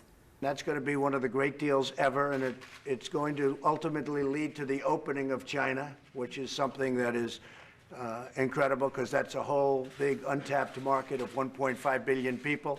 I think they'll hit $50 billion in agriculture. No, much more than 50, because it's also manufacturing and other. But I think in agriculture they will hit $50 billion. Next year, or when? Pretty soon. They've already stepped it up. My deal with them was 2 months ago. We had it in pretty good form. I said, do me a favor, start buying agriculture. And they started. If you look, I mean, they're already buying. Well, US trade officials, they say China agreed to buy $32 billion worth of additional agricultural goods from the US. China's Vice Minister for Commerce said he hoped both countries will abide by the deal. As the top two economies of the world, China and the United States ought to bear in mind larger interests when managing their economic and trade relations. Reaching this trade agreement serves the fundamental interests of our two peoples and of those all over the world. On the whole, this agreement is consistent with China's commitment of deepening reform and need to promote economic development. Our correspondent Samira Hussein is in New York for us following this. Well, both sides seem to be saying that it's a great deal for their country. Could it really be a win-win situation? Certainly, both sides have been saying exactly that. Look, China wanted to see the United States roll back some of the tariffs that have been implemented on Chinese imports into the United States, and they, in fact, got that. In return, U.S. President Donald Trump and the White House wanted to see China make a strong commitment to buying more agricultural products from the United States. So we're talking things like soybeans and poultry, and they, in fact, got that. So this is, in fact, a phase 1 deal in which both sides are able to call it a win. That said, the hard part is going to be trying to get a phase 2 of this deal. Look, the United States trade representatives have said that they also got some sort of okay from China that there's going to be some kind of revamping of their economic policies to better serve American businesses. Look, remember that a lot of issues like intellectual property and protecting American businesses that are operating in China have been a long-time concern. The trick will be whether or not we actually see some of those reforms come into fruition. And I think that's where it's going to be really quite challenging for them to really see eye to eye. Thanks very much, Samira. Lots of stories that have been breaking today. More on the impeachment and also details on that US-China trade deal at BBC News Online, also on our smartphone app. For now, though, more election news. Back to Westminster and back to Matthew. Nuala, thanks very much. Well, as we've been reporting, the Conservative Party has secured an overwhelming win in this general election. The Prime Minister, Boris Johnson, now has a majority of 80, the largest since Margaret Thatcher back in 1987. Well, earlier today, he went to Buckingham Palace to ask the permission from the Queen to form that new government. Mr Johnson has promised to work flat out and lead a people's government and said the UK will leave the European Union at the end of January. No ifs, no buts. After losing many seats in their traditional heartland, Jeremy Corbyn said Labour's result was disappointing and he would not fight a future general election. The Scottish National Party had a good night in Scotland, renewing calls for another referendum on Scottish independence. The Liberal Democrats, well, they had a terrible night as the party leader Jo Swinson lost her seat and quit. Well, these are the final results. The Conservatives won 365 seats, up 47. Labour took 203, down 59. The SNP have 48 MPs here in Westminster and an increase of 13. And the Liberal Democrats have 11, that is down 1. Well, with me is Matthew Goodwin, politics professor at the University of Kent and co-author of the book National Populism, The Revolt Against Liberal Democracy. Welcome here to the programme. We've been analysing the results, the seats, the swings. How do you think Boris Johnson pulled this off? Well, I think Boris Johnson has grasped a new fundamental rule of politics, which is that you can lean a little bit left on the economy and you can lean a little bit right on questions of culture and identity, like Brexit, and you can really then connect with a much larger number of voters. And Johnson was not offering Thatcherism, he was not offering classic Conservative philosophy. He was saying he wanted to increase spending on infrastructure and the NHS, but he also wanted to deliver Brexit and reform migration, and that unlocked the key to those Labour Leave seats. So how fundamental then would you say the change is? Is it temporary? Is it a permanent change, do you think? I think what we're living through is a partial realignment of British politics. I think we are now beginning to see particular groups of voters now lining up behind the Conservative Party in a way that they didn't previously. And the Labour Party, of course, has struggled to adapt to this new reality. The Labour Party has essentially broken into 3 different parties: white-collar, liberal, pro-Remain professionals on the one hand, blue-collar, socially conservative workers on the other, and then students and ethnic minorities as a third. And the Labour Party has just had its worst defeat, really, since the 1930s. And it's just, you know, incredibly difficult to see how the Labour Party now gets back into a position of being electorally competitive. Well, before we get to that point, a lot of people have been drawing comparisons to 1983. You think this is worse than 1983, But this is much worse than 1983 for Labour. In 1983, Michael Foot and the Labour Party was still the largest party in Scotland. They still controlled many of Labour's historic working-class heartlands, and the soft centre-left, if you like, still had a chance of regaining the party machinery. And of course, it took them 3 elections to get over that defeat. This time around, it's very different. Scotland's gone. Many of the northern heartlands are gone. The party machinery is still really largely controlled by the hard left. You've heard the leadership today and others talking about, well, it was a very specific Brexit election. Then you have had people saying, well, perhaps if there's a new leader, then perhaps we can get things back on the rails. Do you think any of that holds together? We've heard a lot of excuses. I think there are a lot of people covering themselves with comfort blankets. What we are looking at is a political party that has become structurally unsound. Its electorate is breaking off into different chunks of people who crucially hold fundamentally irreconcilable values. They think completely differently about these issues like Brexit, the Northern Labour seats versus the university towns. There's no easy answer for Labour. Back then? Not in the short term. This isn't just about getting a new leader and a new policy. This is about a party that dominated much of the late 20th century and into the early 2000s with Blair. But if you take away Blair, how many majorities has the Labour Party won since 1945? Good majorities. 2. That's all. Labour has to govern from the centre-left, otherwise it can't govern at all. But you were talking about how Labour is split into 3 factions. For the Conservative Party, with this new tilt, even Boris Johnson welcoming those voters who have previously voted Labour, how does he hold things together going forward? So I think the difference on the Conservative side is that the Conservatives are clearly willing to experiment with their economic policy, whereas Labour, I think, are currently unwilling to experiment with their policy on Brexit or immigration and those cultural issues. So Johnson's won this majority by saying to Don Valley, Wakefield, Ashfield, those Northern Labour bastions, that he's going to do more to rebalance the economy and tackle regional inequality.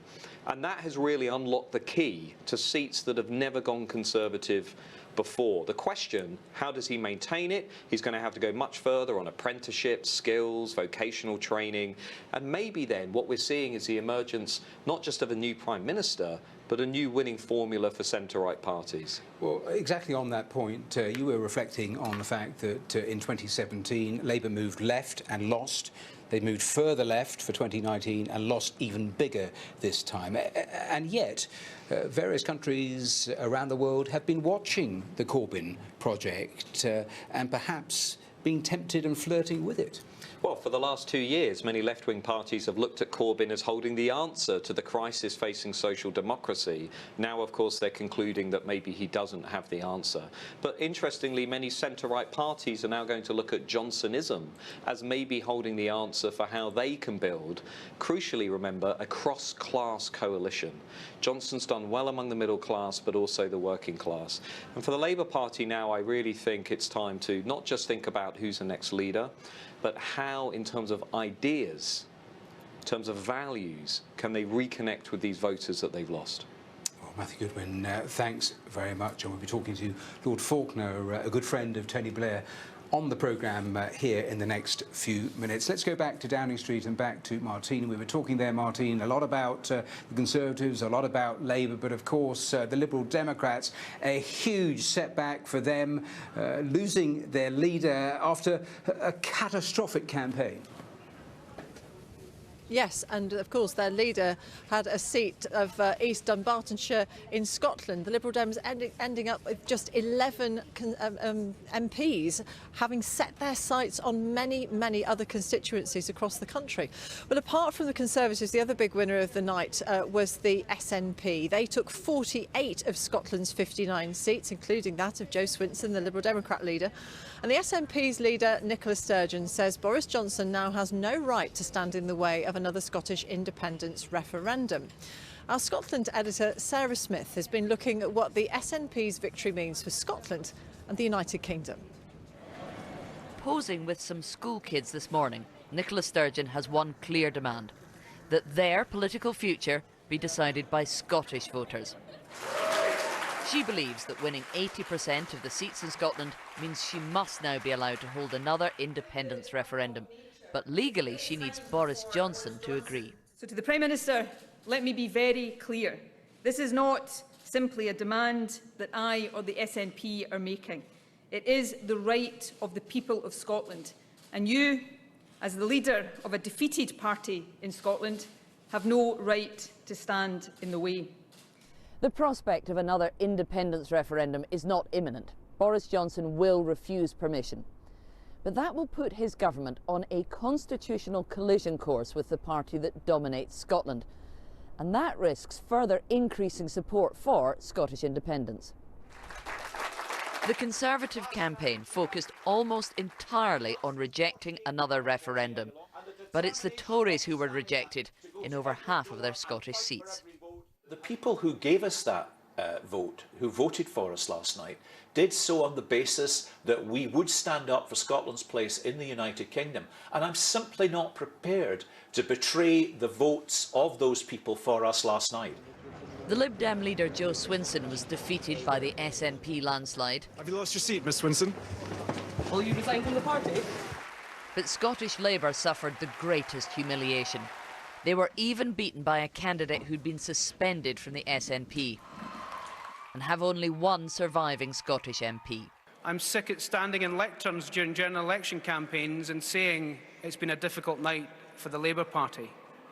This party must listen, and this party must respond, or this party will die. The entire city of Glasgow is now represented by the SNP and ready for another referendum. I definitely think we should be allowed to have an independence referendum, and I think that steps should be taken, if possible, to force them to make us have one, to let us have one. I just think that it's getting, like, England's going one way, Scotland's going another, so should be able to decide for ourselves. If the will's there, and obviously they get the go-ahead for Westminster, then it will happen again, and obviously we'll then have to make that choice again, and I'll be voting no again. A whole new crop of MPs is a victory for the SNP, but it may not be enough to seize the prize they desire, the chance to vote again on independence. Well, tonight Boris Johnson had a phone call with Nicola Sturgeon, and with the details of that conversation, here again is our Scotland editor, Sarah Smith. Boris Johnson told Nicola Sturgeon that he was committed to strengthening the union, the ties between Scotland and the rest of the UK, but that's something he's going to find difficult given the position that we're in now. He also told her he was going to deliver on Brexit, something that Nicola Sturgeon will not have wanted to hear, and he affirmed that he will not allow another referendum on Scottish independence, because here's the problem for the SNP. In order to have another vote to see if Scotland wants to leave the UK, they have to have the permission of the UK government in Westminster. And Boris Johnson says he simply won't allow it. She will formally ask next week to have another vote, and he'll just say no, which creates a stalemate and also potentially a kind of constitutional collision between these two leaders who both have a renewed and strengthened mandate. Now, Boris Johnson can legally, constitutionally maintain that line. He can say, I won't allow you to have another vote, and then one cannot go ahead. The problem with that politically is if he keeps saying that and butting up against the will of Scottish voters who say, who are you in London to tell us what we can and can't do in Scotland, he risks driving more people towards the cause of independence and ultimately breaking up the UK. Sarah Smith. A lot of questions, of course, about the union in Northern Ireland. Nationalist MPs outnumber unionist MPs for the first time. But it was a tough night for both the DUP and Sinn Féin, who saw support fall. Emma Vardy's report on the result in Northern Ireland contains flash photography. A major player leaving the stage. Nigel Dodd, so prominent for the DUP at Westminster, a time of great influence in the Brexit process now over for the party and for him. I am absolutely very disappointed, not just for North Belfast, but actually for Northern Ireland, that they're losing such a great advocate in Nigel Dodds. John Finucane's win, highly symbolic for Republicans, the son of a solicitor murdered by loyalists during the Troubles. This is a watershed moment for Northern Ireland. North Belfast now with a nationalist MP for the first time, ousting a veteran politician in a night of bitter blows for the Democratic Unionists. But I do want to acknowledge the fact that everybody who voted for me tonight aren't necessarily Sinn Féin supporters. They do have issues with some of our policies. They stretch themselves on this, but they did so because of the nature of the threat that Brexit is. It is a threat that transcended party politics. And in a place marked by division, a remarkable win for the centre ground. The Cross-Community Alliance Party taking only its second ever Westminster seat. And a return to Westminster for the SDLP. Moderate nationalists who want to see a united Ireland, attracting voters away from the more uncompromising Sinn Féin, who don't take their seats in Parliament. But none of the Northern Ireland parties back Boris Johnson's Brexit deal, and attention now turns to this place. old differences must be overcome if a devolved government is to return here to Stormont after nearly 3 years. And talks are supposed to restart on Monday. But the face of Northern Ireland is changing. Emma Vardy, BBC News, Belfast. Well, joining us now is Claire Rice, a researcher at Queen's University Belfast and Newcastle University. Claire, thank you very much for joining us here on BBC News. How did the Nationalists manage to benefit in this general election, do you believe? I think it's been a fascinating election here to watch in Northern Ireland.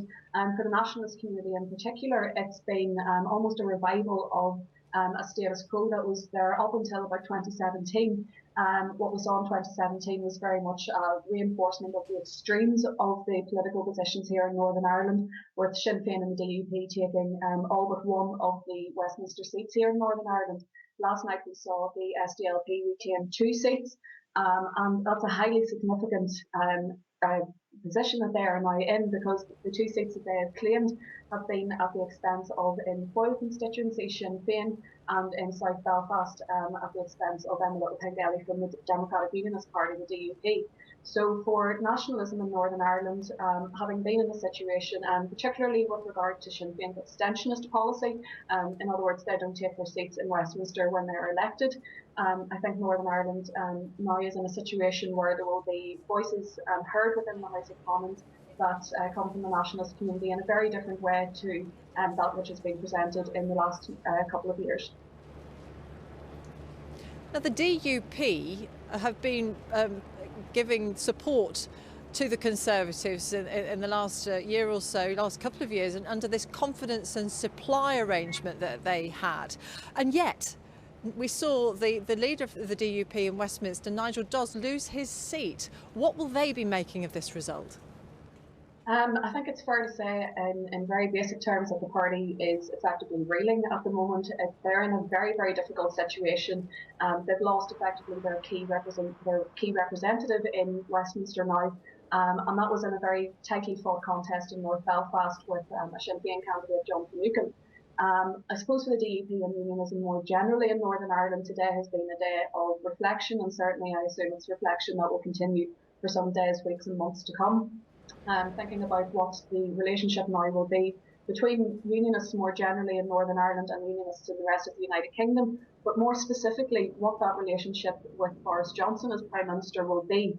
I was very struck in the report just before I came on air that the focus around unionism and very much Boris Johnson's discourse today, that sense has been around what Scotland is thinking and what his interpretation of unionism is, very much from an England-centric position. And that, of course, doesn't chime well with the situation here in Northern Ireland. It's a very different beast here in Northern Ireland, and the sense of what it is to be a unionist here in Northern Ireland is very different.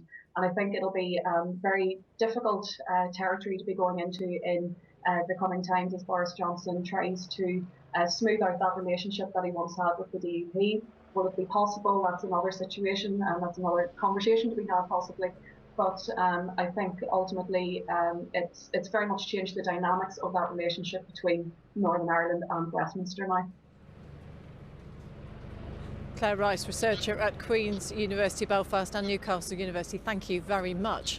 Well, Labour's heartlands in Wales weren't safe from the Conservative sweep to power, where they gained 6 seats. The Tories took seats that have been red for generations, like the industrial town of Bridgend, and they also overturned a recent Lib Dem by-election win in Brecon and Radnorshire.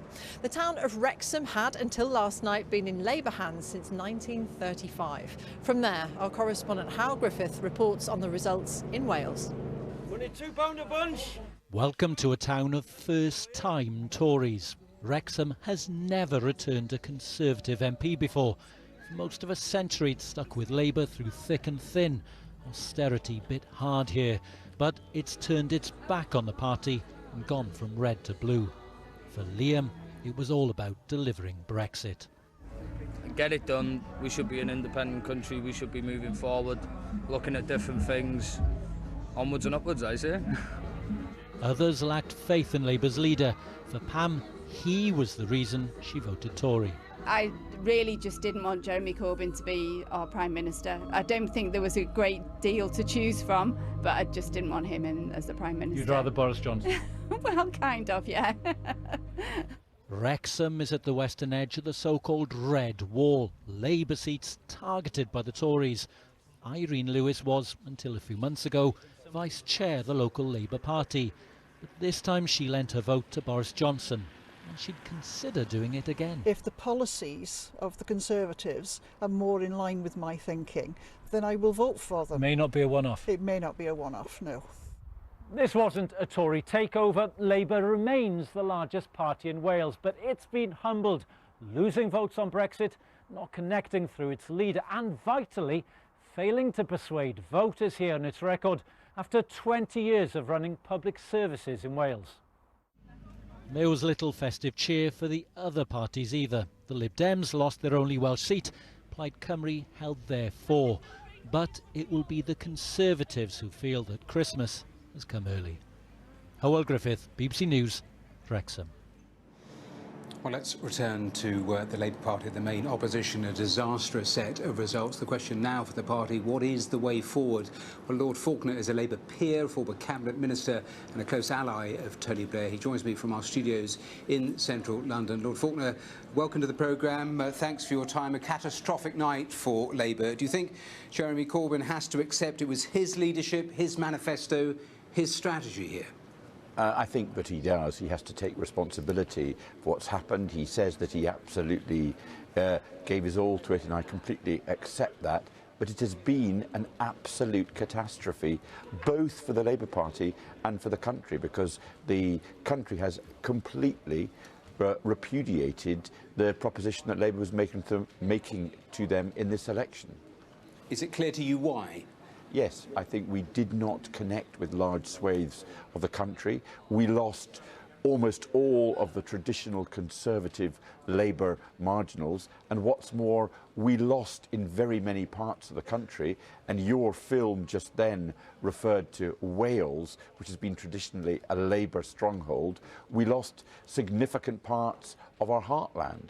We had lost Scotland almost completely in the 2015 election, and now we are losing significant parts of the northeast of England, significant parts of the northwest and the Midlands, and significant parts of Wales. And it is an ever shrinking part of the population that Labour now resonates with.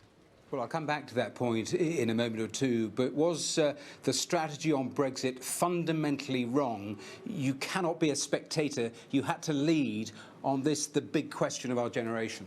I believe in relation to Brexit, it was, over a 3-year period, a failure of leadership on the part of the Labour Party. Our position appeared to be an ever-changing position on what should be done about Brexit. There was no firm series of principles upon which we stood and upon which our supporters and the party as a whole, and the country as a whole could relate to. We started off saying clearly the vote had to be respected, and over time that morphed into support for a second referendum.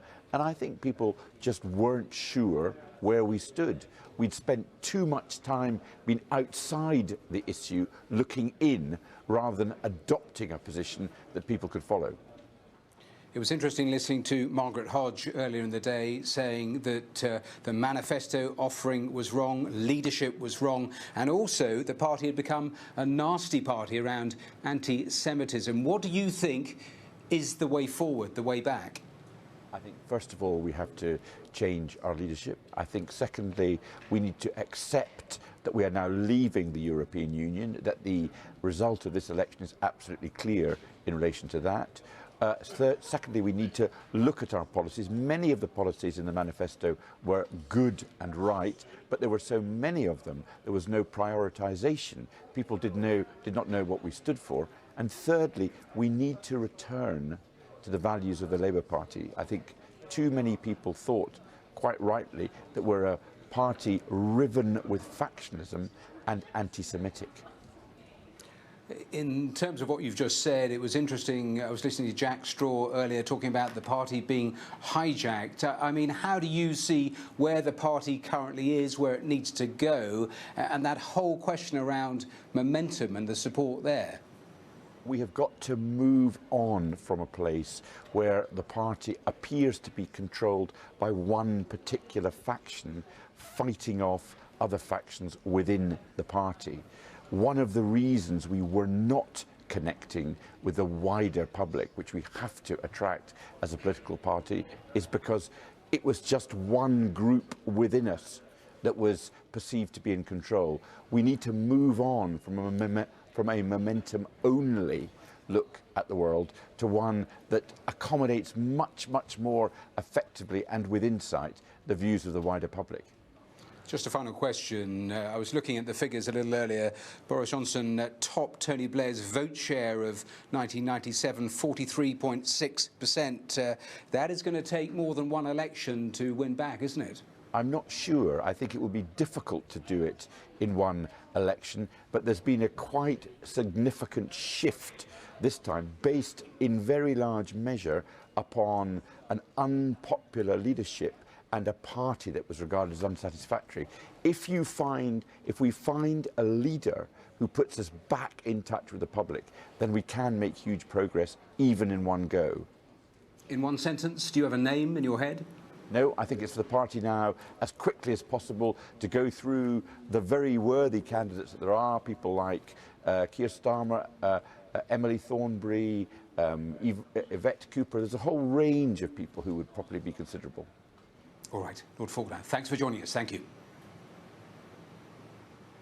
Well, there's been plenty of reaction from around the world to the UK general election result. This is what President Trump had to say about it. I want to congratulate Boris Johnson on a terrific victory. I think that might be a harbinger of what's to come in our country. It was last time. I'm sure people will be thrilled to hear that, but a lot of people will be, actually. A very big percentage of people, because this was a tremendous victory last night. And it's very interesting. The final votes are being tallied right now, but the numbers are tremendous. So I want to congratulate. He's a friend of mine. It's going to be a great thing for the United States also, because it means a lot of trade, tremendous amount of trade. They want to do business with us so badly. Under the European Union, it was very, very hard for them to do business with us. Well, that was Donald Trump. The German Chancellor Angela Merkel joined other EU leaders in congratulating Boris Johnson. Angela Merkel said the EU should now turn its attention to what she called complicated negotiations for a trade deal after Brexit, and made it clear Britain shouldn't expect an easy ride. With Great Britain, we will now have a competitor on our doorstep who is no longer integrated into our internal market, and who will of course consider to what extent he will change his standardisations. It is certain the United Kingdom will very carefully decide on this. Well, let's go back to Downing Street, back to Martine, and there in the rain. But just take us through, Martine, what we're likely to expect in the coming days. Talk of a mini reshuffle, then Queen's speech, the legislation that is all laid down, all of that before Christmas. Yes, that's got quite a lot to fit in, haven't they? As you say, the Queen's speech is where we get to find out what Boris Johnson believes his priorities need to be for this Parliament. But also amongst that, he's got to put the withdrawal bill back in front of the House of Commons. And this time he hopes he'll manage to get it through, because he's got that majority of 80. He believes he's got the mandate to get Brexit done. And he needs to do that because Britain is due to leave the EU on the 31st of January. He won't want any more messing around, and that's when the trade discussions will begin, and they need to be over by the end of June if there's a hope of having it all ratified by the end of next year. Martine, thanks very much. We're back in a moment or two. Let's just leave you with some of the memorable images of the election.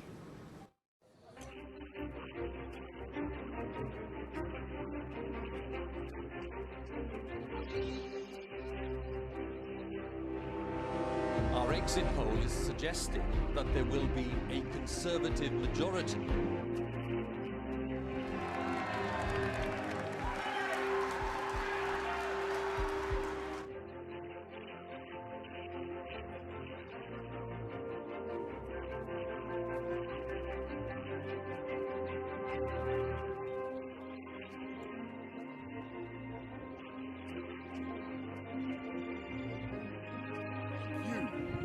trust you have placed in us and in me, and we will work round the clock to repay your trust and to deliver on your priorities with a Parliament that works for you.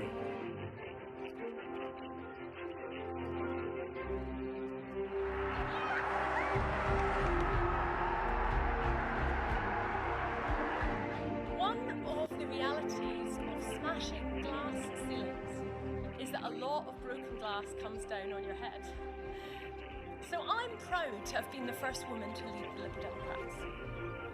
I'm even more proud that I will not be the last.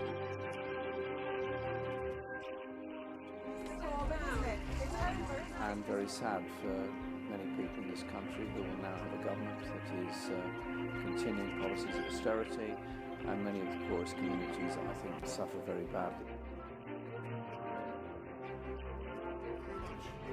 Happy Christmas. Thank you.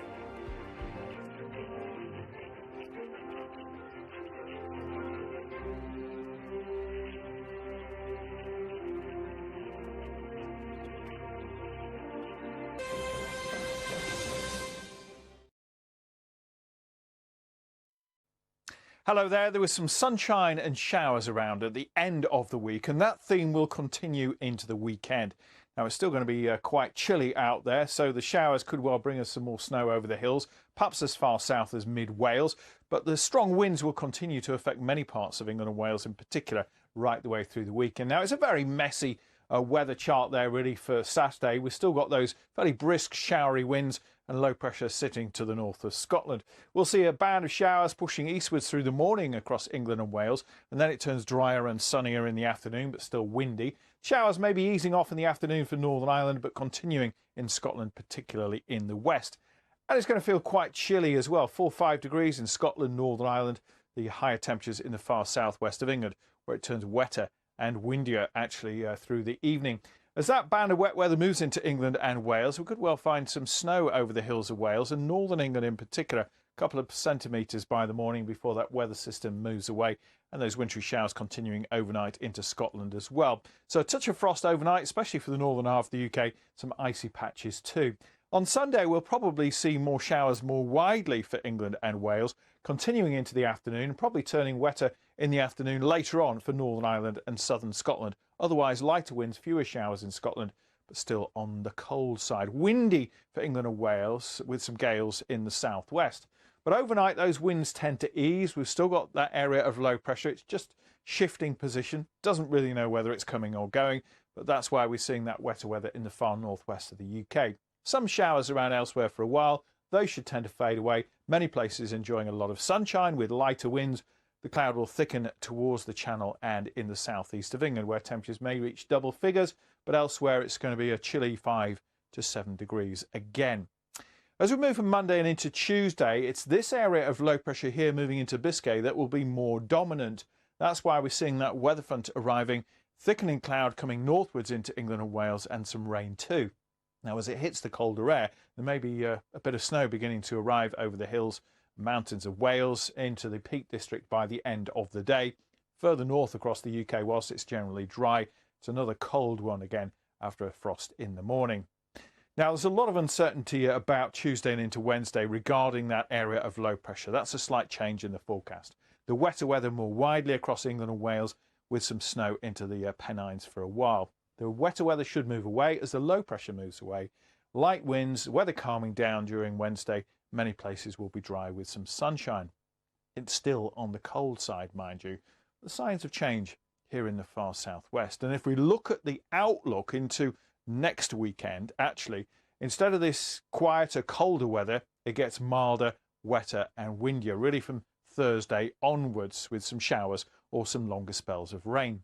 And that's because we've got a big area of low pressure, several of them actually rotating around each other out in the Atlantic, drifting towards the UK, bringing more of a south to southwesterly wind, lifting the temperatures but bringing spells of rain too. Now, whilst the wind direction may change next weekend and it may not be quite as mild, we've still got low pressure sitting right over the UK, so it will stay very unsettled.